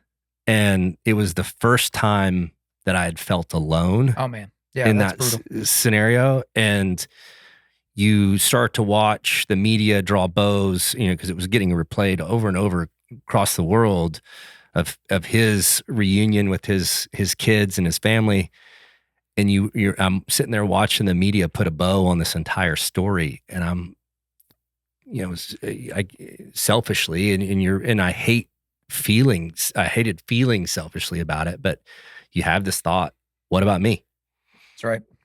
And I start, over the next probably 48 hours hitting a new low of, okay, God, like I think maybe your purpose for me is more than I'm willing to admit to myself right now. And maybe that your purpose for me in all of this is to go share the gospel with somebody in prison. And it was one of those things where you have this conversation with God and you think to yourself, like, you almost talk to him like it's you sitting across from him. And I was telling him, man, I'm okay with it, but I need a minute to like ingest this and realize what I'm going to have to give up to get there. I'm willing to do it, but I was like, God, I need you to see my heart that this isn't an easy thing for me to do. And and then you feel bad about coming to that, reality. My kids didn't choose this, Valerie didn't choose this. I mean, I didn't choose this. Right. But you start to think about, all these people are going to miss out and be affected by this. And so, yeah, I was hitting the skids bad for that time. 2 days later, Tyler Winrick, the guy from Virginia, gets a similar sentence, which should have brought me hope. But once again, it was it's even more of a pressure relief valve. Yeah, right? 100%. And then you watch the media coverage of it, and you watched it dwindle from the coverage of Brian, and it was like, okay, they are like 100% putting a bow on this. And what does that mean for you and Sharita? Yeah. The world will look the other way, and they're going to drop the hammer. And some of the locals that we had befriended on the island had warned us. They were like, look, they're going to want somebody to take the fall for this. And you're the whistleblower. You're the likely guy. Candidate. Yeah. And so they said, look, man, you need to like start preparing yourself to go to prison. So I should have been in this like joyous moment thinking this is going to like determine my fate too. But everything at that point started showing me signs of it was going to go 180 degrees, in the opposite direction from what Brian had just had. One thing, Ryan, as you've said all this, and again, this is in the book. I think we're being detailed here, but there's so much more detail in the book. Again, guys, you can check it out in the show notes for yourself. But the overwhelming thing in all this is you kept having these moments where God was reminding you, look, son, I've got something bigger in store. Yeah. I'm in control. I'm sovereign. And my gosh, through your son, Van. Yeah. So just a few days after Brian gets his sentencing, I want you to tell this story because it has to do with, because the whole while, we're mentioning your kids, but your kids are also thinking about ministry opportunities. Yeah. Here you are thinking, am I supposed to be sharing the gospel with somebody, inside prison? Is that the whole point here? And then action Bibles become a main center point of y'all's story there on Turks and Caicos. And like, I meant to have my copy because we've got it too. I've got a 6-year-old and a 4-year-old boy. You don't hand them the English Standard Version of the Bible. That ain't going to work. Right. But you're getting gospel truth. You're getting biblical truth and the love of God in and around the hearts of young people in a way that is incredibly important. And so let's talk about the story of Van. How old was he at the time? And so how did this whole Action Bible thing get going? 9 years old. So really the origin of the Action Bible is, right before this trip, he had rediscovered it. He had it in his closet. Yeah, there's a couple of different iterations. One's for much younger, so better for like 2, 3, 4-year-olds. And then there's the one that you could read, on into your teenage years. Yeah. And so he'd had this sitting in his closet and he just discovered it on his own, like rediscovered it on his own one day. And for weeks couldn't put it down. In fact, he and I had gone on a father-son turkey hunting trip just before this trip, like the weekend before we had left on this vacation. And the entire time I'm driving to West Texas and the entire time back, he doesn't pick up his switch once. He is like nose in this book, just and for those of you that don't know what the Action Bible is, so imagine like a comic book, or what are comic books called? They're like anyway, it's like an action novel or something Yeah. like that, to where it's pictures and words. And Right. so it's incredibly visually stimulating for a Yes. child. And it allows them to connect what the words are saying. Yes. Because some people get concerned about, translations of the Bible and different things. This is not a translation of the Bible. This No. isn't even an interpretation like something like the Message. Like, this is like, okay, this is the Bible in digestible chunks for a child, Yes. but exciting enough to where they can almost see like, oh, this isn't just stagnant words on a page. These weren't just robots operating in antiquity. So it's a very important resource. Yeah. Yeah. And he's just caught up in it. And it was so cool to see. He's always had, that thirst for the Lord and the word, and probably has more scripture memorized by heart than I do. And so, but to watch him get so excited, and he'd set it down and, from the back seat say, "Dad," and he would recount stories. He's like, and so, man, as a father, I was just pumped about it. Well, he had originally planned to buy his cousin one because his cousin had seen it and was jealous of it. And so Van had saved up some money, and my mother had promised to take him to Mardell's to get his cousin a copy of the book, which I thought was just the coolest thing. Yeah. Well, next thing you know, all this chaos unfolds. Mom's on the island with me. I, on a phone call, one of the first calls that I had made to them, where we talked about, like, had a real conversation about what was going on and what I was facing. I said, look, I'm going to do everything I can to get myself home back to you guys. I'm going to do everything I can to get these other families, or these other people, home to their families as well. I can't make promises, though. Yeah. The one thing I can promise you is that I'll glorify God every step of the way, no matter the circumstance. And I was like, I'm going to ask you to do the same. Well, this set with Van and started to kind of, build up, kind of steam up in his little heart. And he reaches out to my mother and says, "Hey, as opposed to buying my cousin one of these action Bibles, what if I bought a kid in Turks and Caicos one of these Bibles?" And so cool, man. Yeah. And so, we all emotional and crying about it. Well, my mom gets to looking into it. Well, next thing you know, we realized pretty quickly that we can't just have one of these Bibles, like order it off Amazon and have it shipped to the island. Mm-hmm.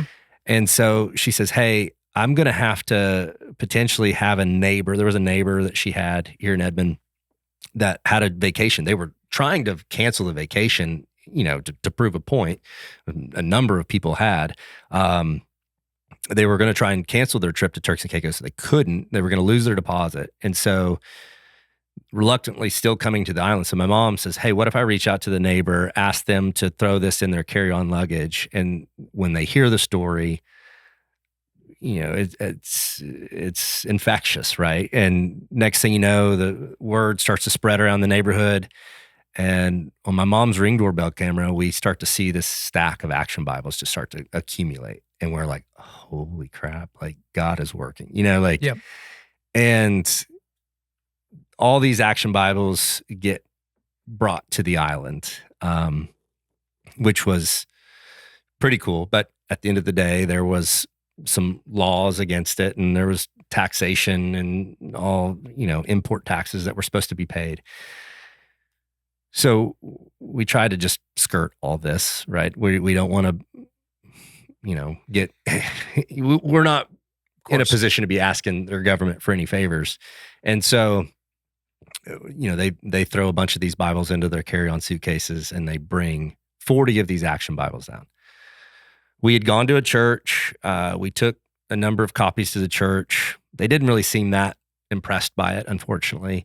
However, one of the copies we gave was to Reuben's son, Ryan. And Ryan was like over the moon excited, same age as Van, or I think he was a year older than Van. So he's about 10 years old, super excited about it, spends the weekend looking at it, and the next Monday brings it to school with them, and quickly, starts to draw a crowd, and kids are excited, looking over his shoulder, reading about these stories from the Bible, and it gets confiscated. And we get a call from the master of this school, and he says, "Hey, I heard you smuggled in a bunch of Bibles." In addition to everything else, now you're a smuggler. Yes, okay. yes, yeah. And they're looking for a reason to put me to end my bail and put me back in prison. And so I kind of have this moment with God. I'm like, God, is this really? Is this the story? Come on, God. And so but he says, "Hey, at the end of the day, these kids seem to be really excited. I got to looking into it. There's nothing nefarious about this. Could you get more?" And we were like, "Well, how many do you need?" And he said, "There's 315 kids that are enrolled in this school." So I said, "Okay." And so I called Van. I said, "Hey, buddy, here's your new challenge." And Van, with the help of the help of my mother, his grandma, and Valerie, and my stepfather, they made a plea to, our close networks, like, "Hey, this is what Van's trying to accomplish. He wants to raise enough to get a action Bible for every kid in this school." And lo and behold, we ended up getting 350 action Bibles sent to that island, and every kid in that school got an action Bible. I love that. Of all the things about your story, we don't almost ever know the full impact of the things that we do. Because I think if you watch, some of these street evangelists or people like that, like your Ray Comforts and all that, you love the videos of in 5 minutes, someone getting walked through the gospel, Right. breaking down and getting accepted. So you're planting the seed, you're watering it, and you're seeing the harvest and the first Right. fruits right there, in the moment. We have no idea what the gospel legacy of Van is going to be. And Van may not know that until the time of glory. Right. Right? Yeah. And what impact is that going to have on the kids on that island, on the future of that island, on their progeny, on the arrows they're going to shoot into future generations? Because your 9-year-old said, "Yes, Lord." Yeah. Right? And then you had a bunch of adults, gospel-centered adults with assets and means and with cell phones. Yeah. And spreading the word, spreading the news. And that's how things like this get done. And so I just love the ministry aspect of that. I absolutely love the story. But now we need to get into June 19th. Mm-hmm. So this is your hearing. This is not your sentencing. This is your hearing. And, just the months of waves at this point of emotions and things that have happened and excitement and optimism and all the way down in the depths of the dark night of the soul that you're walking through. I want to read this quote here because it's very important because it attaches to something that we've talked about with Undaunted.Life for a very, very long time. So this is straight from the book, Turks and Caicos. He can see right through it. This is, you're talking about a friend that's with you in this moment that can kind of see the anguish you're in. You're trying to kind of play it off. Here's the quote. He can see right through it and leans in toward me. "How can I pray for you this morning?" Okay. So this is a guy named JC. This is a guy that's a Foxhole member of mine too. Yeah. Okay. "My soul thanks him for being direct. It needs what I've been avoiding. I explained to him the thing I've wrestled with most the past 3 weeks, God's timing. I know he has a reason for all of this, and I'm willing to accept going to prison if that's where he needs me. But why the delay in any of it? Why did Tyler get to go home after weeks while I've been here for over 2 months? JC sends out a message to the other guys in our Bible study group back home, asking if they can jump on a quick call. Given how early it is, I don't have much expectation that anyone will respond. JC's phone lights up within seconds. Nearly all of them jump on the call. They all take turns praying over me through the phone, voices I know so well, friends from home, normal life that feels like it exists in another universe. JC finishes by asking God to reveal his design and help me understand the perfection in his timing. After the call, we sit there for a while and watch the rest of the island wake up. I can't stop thinking, this is what being a friend looks like. I can only hope that one day I can somehow show up for him the way he's showing up for me. So I've mentioned this about a billion different ways, Ryan. Yeah. I've talked about a foxhole. Like my good friend in ministry, Joe B. Martin, talks about mat carriers. Mark II, the 4 guys on picking up an edge of the mat to bring the paralytic to destroy part of Peter's house to get him to the feet of Jesus, right? My friend in ministry, Matt Chandler, talks about a king's table. You've heard people talk about a band of brothers. That's John Eldridge's, use of it. I've talked about 3 a.m. friends, right? We got a bunch of fellas that are willing to help us out until about 6, 7 p.m. Right. But then who are the guys that are answering your phone call at 3 a.m. And they're ready to go, right? Yeah. Up to and including burying a body, they're down, they're ready to go. I've talked about have guys that'll help you bury your dog. I talk about a couple of guys that just showed up unannounced and without invitation as I was digging a hole in my backyard to bury my best friend, right? Yeah. Which is a dog, by the way, guys. I wasn't burying a human being, but this was a dog at the time. And then you read a story like this, and it becomes as plain as day. But something like this that's implicit in the story that I want you to go into, this wasn't just a Hail Mary that you threw out there, and a couple of guys kind of felt obligated because they knew you from back in the day, and maybe y'all were friends back in college, and maybe y'all roped together growing up. Right. And they're like, all right, I guess I can hop on a call. These were men, and I don't even like the phraseology, but it fits, that were doing life with you. Yes. You were known to them. They were known to you. Your families were known to one another. This was more than pen pals. This was more than fellas that you used to run with. These were guys that you were, catechizing one another, going through scripture, and you were there and you're available. And in this moment, you realize, man, I've been making deposits in these men's lives. And when I needed a withdrawal, there was something to withdraw. And a lot of men listening to this don't have that. They haven't been making deposits in other men. Men have not been depositing in them. So there's going to be no withdrawal opportunity when and if that time comes when they are in the valley of the shadow of death. Yes. And so just talk about how much that meant, especially in this moment for you. Yeah, man. It as we lived through that, it became abundantly clear to me that those men, that those families that we'd surrounded ourselves with, those families were actually our church, right? Yep. We so often get this idea that the building that we walk into every Sunday is our church. And it became abundantly clear to me through that time that, it wasn't like our church was putting my photo up every Sunday and asking for, corporate prayer over us. But to watch the families that we lived with, that we studied the Bible with, that we helped raise each other's kids, to watch them show up on my Ring doorbell camera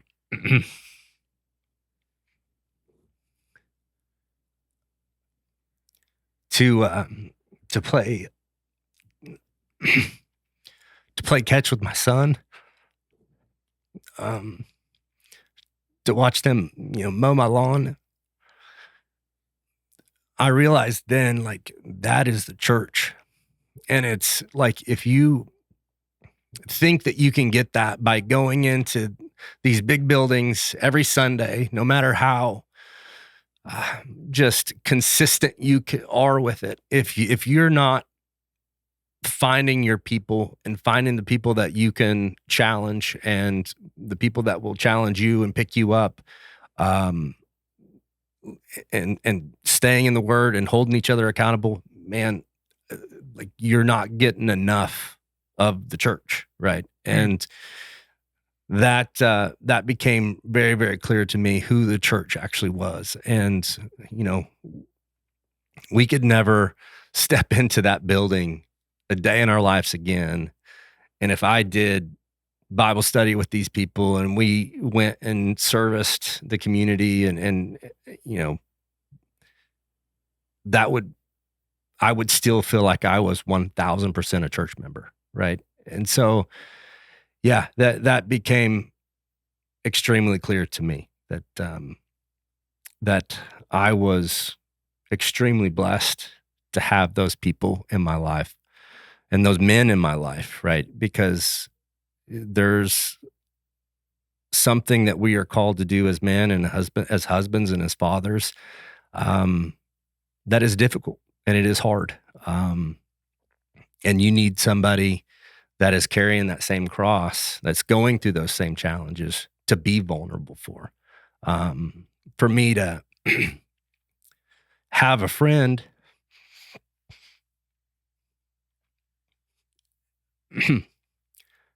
ask God the question that I was afraid to ask God on my behalf, and to know what I needed, right?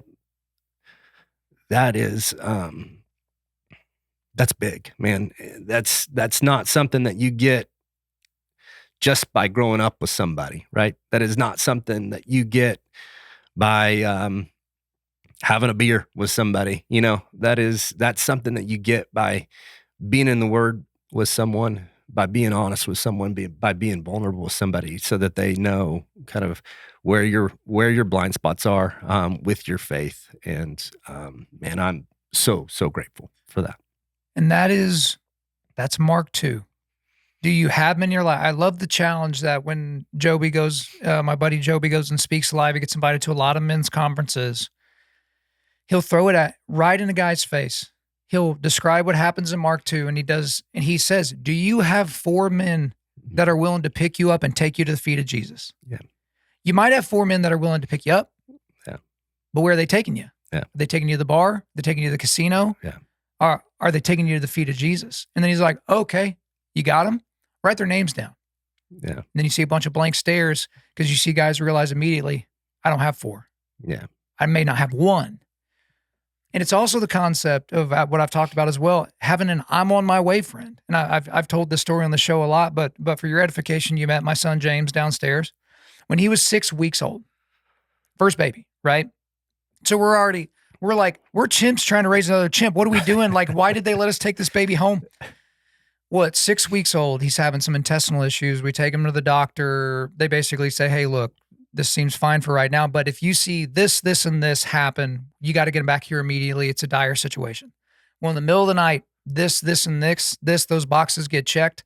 So here we are in the middle of the night on the way to take our firstborn child to a children's emergency room. And it becomes pretty apparent that we're looking at emergency surgery to save his life, potentially. We avoid emergency surgery by a hair, right? But that just means that in a few hours, later on that morning, we're going to go into surgery, right? Well, you have the normal default mechanism of the text messages, hey man, praying for you. Hey, if there's anything I can do for you, let me know. And I understand that that's a well-meaning thing. But when you tell someone that's in crisis, what you've actually done is you've transferred the burden onto the person going through the crisis to come up with something for you to do to make you feel better about the fact that they are currently in crisis. Yeah. It's not the help that you think it is. I had a good friend, Adam, who sent me a message that says, because here we are in the middle of the night, we go rushing out of the house. Well, we have 2 dogs, right? Dogs that have gotten used to peeing outside and drinking water and eating food. And he texts me and he says, hey, I'm on my way to your house to take care of the dogs. He had never been our dog sitter. I don't know that he had ever really been around both dogs. He may have been around Roman, my dog. But he's like, let me know how I can get into the house so I don't have to break a window. Right. So he didn't ask permission. He didn't, check in with the HOA. I'm on my way to do a thing because he surmised this is a need that I can take care of. So mowing the lawn, showing up to play catch. Yeah. Hey, Val, this is something that we're going to do to take care of y'all in the interim, those types of things. That's foxhole. That's brotherhood. Yeah. That's community. That's the church. And I'm not anti-buildings. I'm not anti going to those buildings in order to worship corporately. Yeah. And you're not saying that either. That is where the church becomes the hands and feet of the gospel in real life. And so I love that you have that. And then around this time, so you have this hearing, you receive notice that there is a change in the law about the mandatory minimum sentencing of possession of ammunition. Yeah. This is detached from possession of firearms, which is obviously fundamentally different than possession of loose ammunition. But then there was a really interesting thing that happened. There was a last-ditch effort by the prosecution, right, to just damn you, to get you dead to rights. And you see this, people that don't understand firearms, people that don't understand ammunition, they don't even know how to talk about it. Right. You hear these leftist politicians here in our country talk about firearms, and you can just tell immediately. It's like if you're a baseball guy and you hear someone talk about how many points a team scored, it's like, no, they're called runs, and that's not how we're doing this. And so it's a tell that this person's absolutely beyond their understanding and beyond their wisdom. And you catch something and you communicate with your, your lawyer. And so I want you to take us through that. What did the prosecution try to do? And then good thing you were paying attention because you nailed them. Yeah. So it was, as you mentioned, this last ditch effort. And, the entire process seems like theater because it's British court systems. Right. The wigs and the pomp robes and circumstances and nonsense. I'm in a bird, like this wooden bird cage. So I'm at the very, very back of the courtroom, locked in this little wooden cage. And I see the prosecutor give a nod to a policeman that was standing, that I recognized the policeman. He was one of the ones that originally put me in shackles. I see him come marching across very theatrically across the courtroom, and I see this bag of ammunition. And I recognize it as my own, and I know that there should be 4 rounds in it. And as he gets a little closer to walk by me, I realize there's only 3 rounds of ammunition in there. There is a projectile and a casing and powder at the bottom of the bag. At that point, it had dawned on me, I had read that they had to test fire the ammunition to ensure that it was actually live ammunition and it wasn't dummy ammunition. And it dawns on, I'm like, they didn't test fire that ammunition. There's not a 6.5 Creedmoor on that island. There's not a 6.5 Creedmoor within 1,000 miles of this island that can actually fire that. Right. And so as I'm in the back of the courtroom, this light bulb goes off. I'm yelling for my attorney because we're 50 plus yards away, and I'm yelling, and we had our challenges to get along. He wasn't happy about the media. He wasn't happy about a number of things. And so he begrudgingly walks over and he's like, "What?" And I say, "Allow it." He said, "What are you talking about, allow it?" He's like, "Do you see how deadly those bullets look with the little red tips on them?" Mm. It's exactly what he wants to do. He wants to allow this ammunition to weigh into the judge's opinion. And I said, "I read somewhere that they have to test fire the ammunition. Is that correct?" And he said, "Yes." And I said, They didn't have a gun on the island that could test fire that ammunition. It was pulled apart." And I had to repeat it 2 to 3 times for him to fully comprehend what I was talking about. Because he didn't understand firearms either. Right. And I said that those bullets were useless. On the best anybody could do is throw it at someone. That's right. Yeah. And it finally dawns on him. He goes and tells the judge, "We'll allow it, but we want the king or the queen to pay special attention to the fact that there was not a firearm on this or there was not a firearm on this island that could actually fire that ammunition. And in order to test that it was live ammunition, it had to be extracted, had to be pulled apart." And that's when you could hear kind of this sigh of relief come across the entire courtroom, and the judge start to really, like, slowly but emphatically, like, nod her head, like, "I got this." Like, yes, okay, these bullets were harmless. And it's funny. I turned to see Joseph, Clement Joseph, the prosecutor, who the entire time was just being just an absolute terror to us and saying all sorts of terrible things. He was even posting on social media all these defamatory things about us and scoffing at us, scoffing at the U.S. government. And I watch him with his little wig askew on his head, like hanging off the side of his head, kind of just sink his shoulders and slump down in his chair and look at me and shoot me this grin like, "Screw you." Yeah. And I couldn't do anything but smile back at him. Right. And so I was like, "Checkmate, buddy. Like, I got you." And so it was, his last ditch attempt to really make me a bad person and to make me out to be this dangerous person ends up backfiring on him. And there was, it was pretty sweet, to be honest with you. He got what was coming to him. And so you catch that, but now we're at June the 21st. Mm-hmm. This is the day of your sentencing. Okay. Yeah. So this is the day when we know, basically what your fate is. I do want to know, before we get into the sentencing, at what point, and just say what you're able to say, at any point are y'all thinking, we just got to pop smoke and get out of here? Yeah. We got to set some logistics in motion, and we're not going through this kabuki theater anymore. Like we're getting out of here. Yes. Yes. 1,000%. We had spoken to multiple people about a potential extraction. Some were a lot more legitimate than others. I can't go into the most legitimate one. But yes, it was 1,000% something that was explored. The big question was, if I got out successfully, which was a big if, right? There was a lot of challenges just getting off the island. If I were to get out, and could they extradite me back to the island? And if they could, then it was going to be way, way worse. Yeah.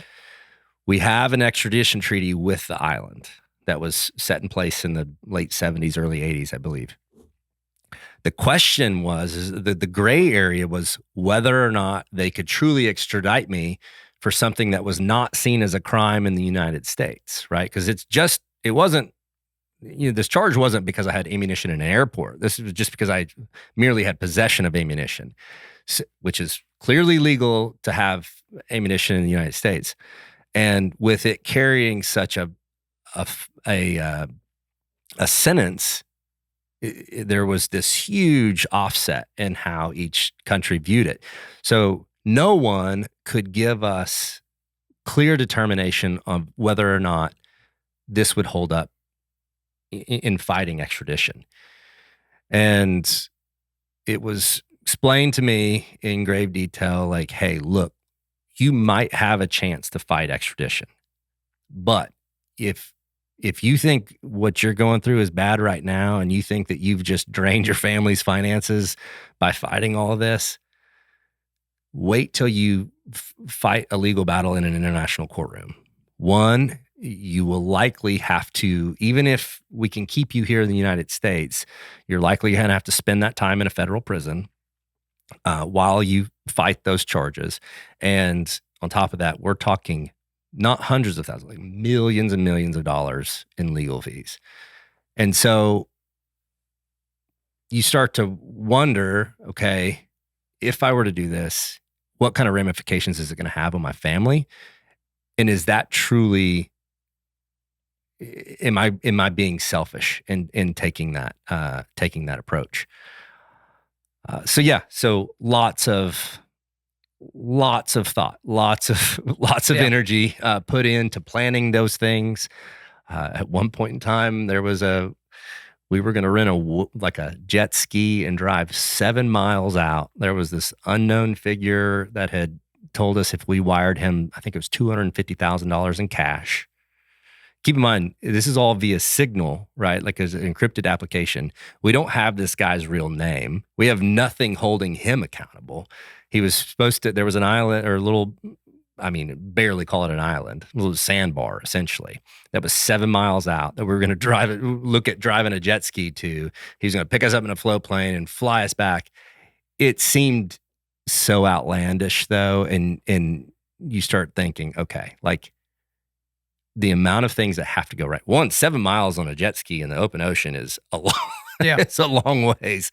And so the amount of things, and you just realize there's probably not a legitimate option. And if I did carry this out, it would be such a selfish ask of me as a father, as a husband. We might have to live in the shadows for the rest of our life. You start running through all these things. And so it finally, and a lot of it came to a conversation I had with my pastor. And I was like, John, I'm struggling to know, like, is this truly God's plan? Or am I like, we've all heard that story of the guy the flood was coming and the guy shows up in the 4-wheel drive truck and he says, no, God's got a plan for me. And then then the boat comes and the helicopter comes and he says, no, God's got a plan for him. And then next thing you know, he's in heaven and God's like, I sent you a 4-wheel drive truck, a boat, a helicopter. And so I'm constantly like battling with this in my head of like, am I on the right path? And Pastor John starts laughing on the phone. And I'm in this serious moment where I'm like laying my heart out and I'm trying to weigh these decisions. And he's like, Ryan, are you trying to tell me that you are trying to from that bedroom, understand all of God's design. The same God that created the heavens, the earth, that pulled the mountains from the ground, that split seas, that performed all these miracles. Are you trying to tell me that you're trying to understand his design in all of this? And I was like, yeah, I am, I guess. And I guess that is truly silly. And he said, man, find out where God has been working in your life. Lean into that and trust him and just meet him there, right? And meet him there with an open heart. And so we had seen these signs all along the way that God was having these small little fingerprints all along the story. And it was like, okay, if I stay true to this course, I will probably never see what the purpose in all this is. And I have to come to grips with that. But I have to stay the course and stay in these areas where I felt like God was working. And a lot of that was with Markwayne, with all the members of the Codel that were, at our side, with the media. And I have to stay that course. And so that's what finally kind of drew me, is that conversation that drew me to the conclusion that these cockamamie plans of escape were probably not part of this design. I couldn't know for sure. And right. I had to, at some point you just have to just accept the fact that God's going to give you a lot of different, forks in the road, but he's not going he's not going to illuminate the one that he that you think, but whatever route you take is God's design. Right. And so, yeah, it was a hard decision to not try to follow through on some of those, to flee. But ultimately, I think we made the right choice. When I tell guys all the time, I'm like, you should look at God's guidance for your life, like trying to traverse a trail at night with a bad headlamp. Yeah. With headlamp that's, going dead or something like that. You point it up the trail. You might be able to make out, okay, I think the trail bends to the left a little bit. Okay, that looks like a bush. Could be a bear. Don't know. We'll see when we get there. But if you point that headlamp down at your feet, you can see the next step. Yeah. And then you can see the next step after that. And so your job is to surmise the next step. Because if God showed you the whole picture, you'd melt. Yes. Like you would not be able to withstand and hold up under the pressure of God's vision for your life. Your job is to take the next right step. But here we are. June 21st of 2024. This is the day of your sentencing. Your mom is thinking ahead. Like, if this goes our way, she sends your buddies, JC and Derek, she sends them to the Treasury to basically get in line because, Treasury is going to close early that day. You don't want to be, going nuts if you get, the right call. And then now we're trying to get someone in line and right. just to get your passport back so you can get the heck out of Dodge. So let's get some people in line just in case that you're released. So take us through that morning, take us through going into the courtroom, take us through the sentencing. Yeah. Everything there runs on island time. Nothing starts on time. I've got this clock that's counting down. As you mentioned, the Treasury is going to close at noon.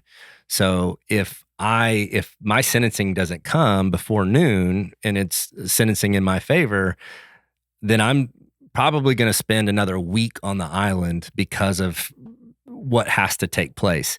And so I'm sitting there watching the clock, really not paying attention to what's going on in the courtroom, right? Like, I'm just watching the clock. Watching the minutes tick by.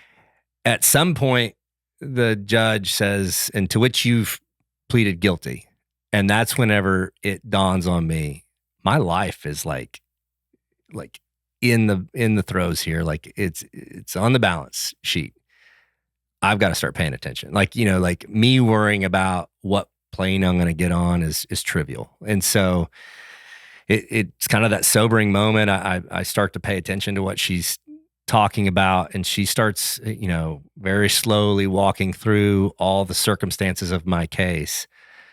And it starts to sound like it's going to go the wrong way for a moment. And I'm like, oh, goodness gracious. Okay. Like, I've got to prepare my heart for this.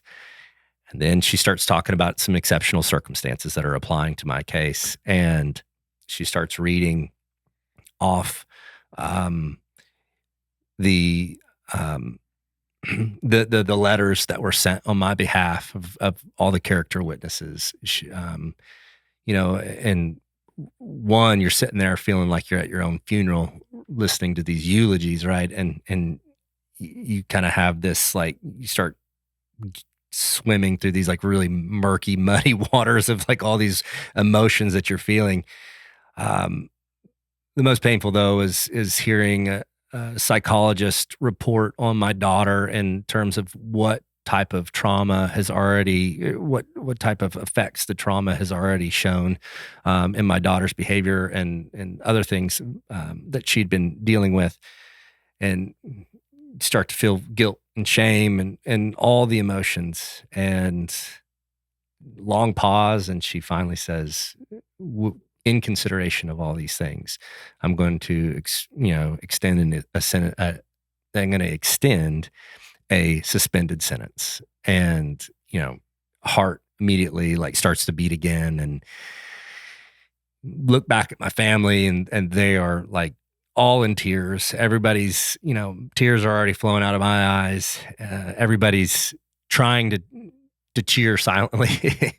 she's not. You can tell there's reluctance in the judge's voice, and she quickly, gathers the courtroom's attention and tells everybody to hush. And she looks at me and gives me a very, very stern warning. And she says, "Hey, look, you've taken it upon yourself to garner quite a bit of attention with all this." And she said, I am laying it on you to use this attention and make the world know not to come to our island with any firearms or ammunition. And I agree, even though I'm like, look, lady, there's so much more it wasn't like I willfully brought this ammunition. Right. There's a freak accident that occurred that ended up with this ammunition. But yes, ma'am'd her.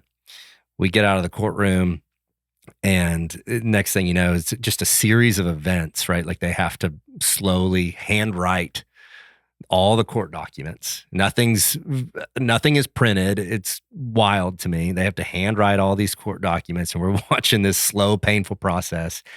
Then that gets stamped. Then from there, they take the receipt to the Treasury, which JC and Derek have now bribed. We sent them to the Treasury with thousands of dollars of cash in their pocket. And my mom was like, "I don't care what happens.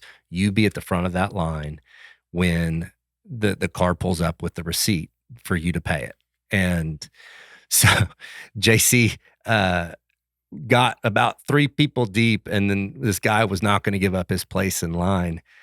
And he looks at JC and he says, "I'm not willing to take cash, but I sure like that sport coat you got on."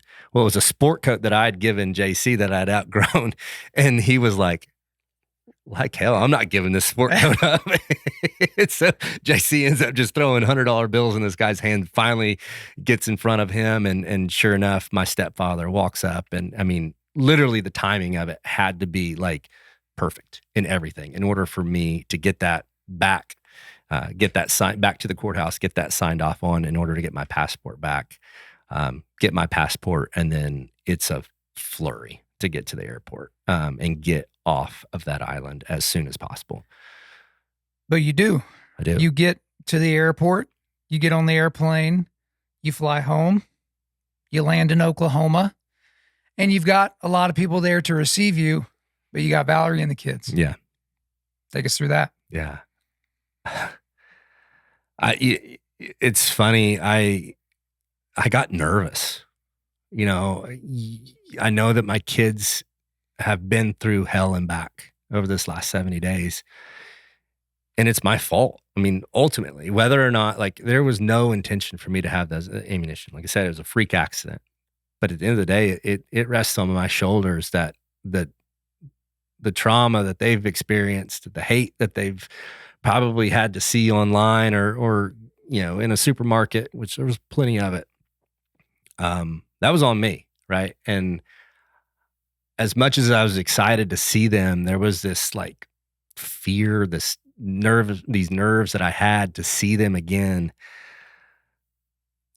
But I knew we would get past it, and I don't even remember. I watched back, and there was like videos of like me and Langford and Kevin Stitt walking through the airport. And I don't even remember, like, I don't remember that happening, right? Like I just like plane lands, I can hear the tires screech, and then in my mind, like next thing I know is like these doors part, I hear screams, and then I see my two beautiful kids with their little heads floating above a welcome home daddy sign. And yeah, man, they came and jumped in my arms, and w- the world was right again. You know, it just seemed like what I thought was impossible 70 days ago, like before that, was just all of a sudden like jumping into my arms, and the best feeling I could ever imagine. I've never stepped foot in that airport or walked past those doors where I don't hear those screams, and I don't remember that hug, and I don't remember the things that my kids were whispering in my ear. Um, yeah, that's it was the best, you know, that was that ticker tape moment where you're walking through the you're going across the finish line, and you get the tape, and you get to throw your hands up in the air. It wasn't of anything I did, right? Like, this is God's story 100%, but it was, it was the best feeling I could ever have imagined by a mile. Well, and even as I'm reading through the book, because I very rarely find myself in someone else's story, right? Because, a lot of people kind of they read stuff in that way. They'll even read fiction, Right. thrillers. They'll read themselves that way. But the whole time I'm thinking about my kids. Yeah. And I'm thinking about what would I have done in that situation? What would my wife have done? What would my community have done? Right. And there's a lot of overlap in our community. But yeah, 70 days of this torture, this anguish, it had come to an end. And then when you get home, there's obviously you got to try to get back in some sort of routine. Yeah. You had a job right before you left. You'll thank the Lord still had that job when you got back, but there were clients and employees and people that were dependent upon you, and you needed to start, making inroads back into those places. You had to start mowing your own lawn at some point, and then at some point you're not getting the welcome home stuff anymore. Right. You're getting the okay, well, hey, let's start doing this. At what point do you decide, okay, I'm not just gonna, fade back into, my normal life. Like, I need to actually write down what happened. I need to write a book, that whole process. Cause that's not a small undertaking. Obviously I've talked to hundreds of authors at this point on the show. Right. It's not a small undertaking to just put your thoughts on paper and then put it out there to the world. I mean, this is you laying your heart out. This is a big thing for you to commit to. Why even go that route? Yeah. We had seen God work so many miracles in that 70 days that I felt like it was a disservice not to share that testimony as often as I could. Right. There were so many other stories that weren't accurate, that had kind of surfaced out of the headlines, and I thought, man, so many people surrounded us blindly, supporting us, right? Community members, people praying over us. I mean, strangers that had donated to a GoFundMe to help us fund this fight. And I felt like I owed it to them. But a big part of it also was for myself. It was for my kids. I wanted them to have record of God's purpose in all of this struggle and pain. But there was a piece of it that was for me. I think, we have this idea that if I could just get home, everything will be happily ever after. And we watch so many movies, and you get home, you've had this like extreme, like spiritual moment with God, and you've seen like his fingerprints firsthand, and you're convinced of it, and you know it. And then you get back home, and like you said, everything starts to die off. You get back into this normal life. I can almost have to use the analogy. It's like to your point of like walking around in the woods with a flashlight, right? And you're like so dependent upon that flashlight for everything that you do in that dark time. And then somebody comes and turns the light on, and that flashlight, that beam of flashlight, it's still there. It's still on, but your dependence on it is just not there, right? And you start to feel like, man, I saw God so close. I felt like we were so intimate. I had this desperate dependence on him. And now I'm back in this life where I had to be honest with myself. I was taking him for granted, right?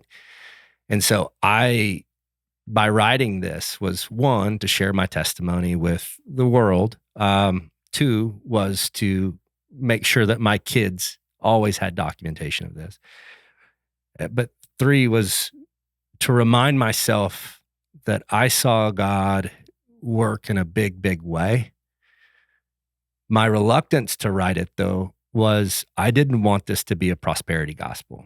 And I really struggled with that because I didn't want people to think I believed and then God set me free, right? Mm-hmm. There are plenty of stories in the Bible where people are martyred, right? Yet they still believed. I was still willing to believe. I was still willing to go to prison and do what God needed me to do, and willfully accept that going home to my children and my family and resuming life wasn't potentially in the cards for me. That wasn't going to be the ending of that story, but yeah, I finally came to the terms with, man, as long as I'm honest in how I'm writing this, and it wasn't all this like wonderful magical trajectory. There was these huge swings and ebbs and flows, and I start to lose doubt or start to lose faith, and I start to have doubts and start to question God's design and timing. I felt like, well, if I'm honest about it, and it's not just all, cinematic endings and this and that, then it, it will serve as as a good, strong testimony and not be some prosperity gospel thing that I'm trying to preach and say, oh, buy my book. I have no intentions of making money on this book, right? In fact, there's not a lot of money. Yeah. It's not a financially rewarding endeavor. If the small proceeds that we have, our intent with that is to go buy more Action Bibles and to carry on Van's mission and Ellie's as well, because she took a big part in that. But to carry that on, right? Like, this isn't to sell books. It's to show people that God is still alive. He's still working, and you just got to look for him, man. Well, and so where you're at now, as we kind of wind to a close, like, there was obviously a lot of corruption. You've elucidated that here on the show. You obviously get into way more detail in Turks and Chaos. Is there a further plan to try to advocate in a way to where this doesn't happen again? Because I'm sure you have some data at this point at what this has done to tourism for Turks and here I'm saying Turks and Chaos, Turks and Caicos. This has obvious ramifications for them because of the media blitz.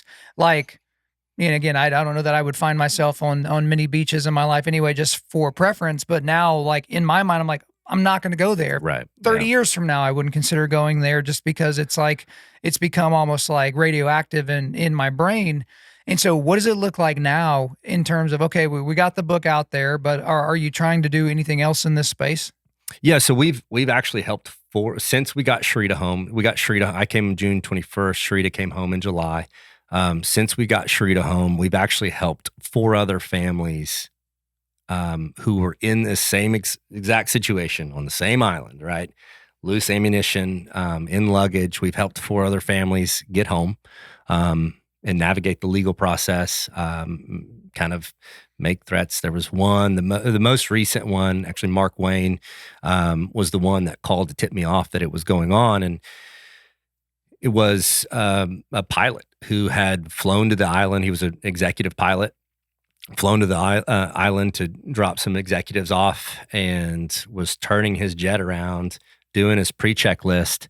And next thing you know, he looks up and 4 armed policemen are coming aboard his jet. He'd never stepped foot off the plane, never was in his itinerary to actually enter into the country. He landed his plane. He's never stepped onto like their land.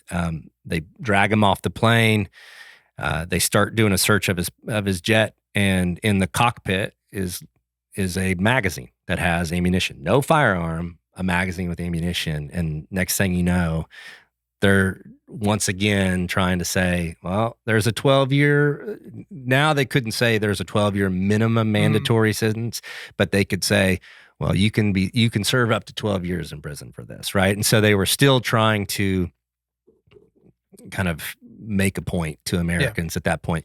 But we were able to get involved. We made some pretty serious threats of re-involving the media, putting back the economic pressure that we had put in place. And 5 days later, he was on a plane home, and they ended up releasing him. So we've tried to stay involved. Luckily, I've not been made aware of any other situations since him. His so the Missick family that kind of runs the island is, only the original families. You have to be a belonger to vote on that island.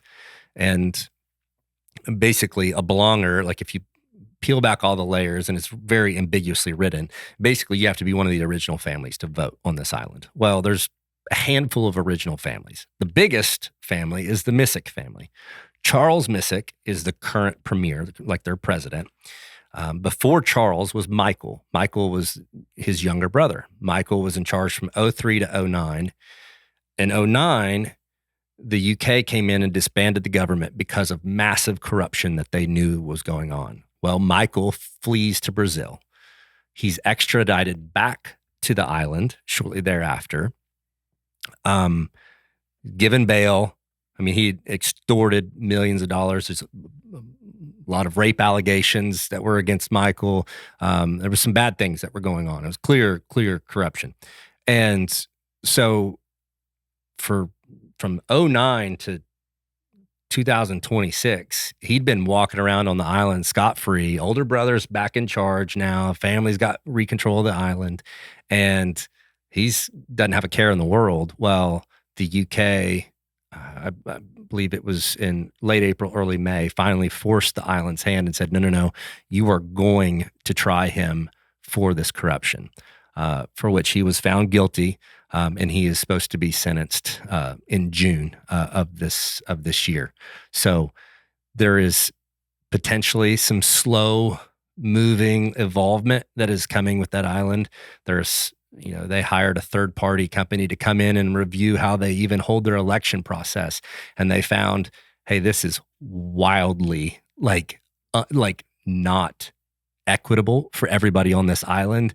I think it was less than like 12% of the island actually had voting rights on the island. And so it looks like there is starting to be this call for change on that island. They still have a massive crime problem. They still have, in 2025, they had the highest murder per capita rate in all of the Caribbean and Latin America. It surpassed Haiti. Yeah. And so it's not a great place. There's obviously a lot of corruption, and there's a lot of kind of safeguards in place to kind of harbor that corruption that's taking place there on that island. But yeah, I mean, am I naive enough to think that I can change the guard on that island? Probably not. But I think talking about it, writing about it, kind of exposing that and shining that light is really the best that I can do. And that's kind of where I'm at, in hopes that if it means somebody canceling their vacation, which thousands of people had reached out to us and let us know that they did. I think that starts to send a message, and that island is 100% dependent upon American tourism. Now, there are some beautiful people on that island. Obviously, I mean, there are two prime examples of that in this book, where people gave up their livelihoods for us to be on bail. But it is harbored this anti-colonial, anti-American resentment for many, many, many years. And it is just a breeding grounds for corruption. And I think that we need to be, as Americans, we need to be concerted about where we invest and where we spend our dollars, and what what type of activities we're willing to kind of support with our finances. So, do you ever see a scenario where you'd go back? No, not. Had a feeling you might say that. But Brian, I'm so thankful for the book. I'm thankful for really the gospel legacy that, against all odds, seemingly is going to Yes, come sir. out of something like this with the Action Bible thing. And with Undaunted.Life, we'll do what we can to help with that mission as well. But that's all for me. Is there anything else you want to get off your chest? No, man, I greatly appreciate getting the opportunity to speak with you about it. So Thanks again for coming in. thank you, buddy. Thank you, everyone, for listening to this episode. Wherever you're listening to this, please subscribe, rate, and leave us a positive 5-star review. If you want me to come speak live at your event or on your podcast, just shoot me an email to info@Undaunted.Life. Follow us on Instagram and like us on Facebook, and check out our website for everything else, including how to donate to keep more content like this coming, www.Undaunted.Life. The music on this podcast is the song Conqueror by the Christian metal band Void Awaken. Be sure to stream their music on Spotify, Apple Music, and wherever else you get your music. I'm your host, Kyle Thompson. Remember, keep pushing back darkness, keep forging spiritual, mental, and physical resilience, keep seeking the Lion of Judah.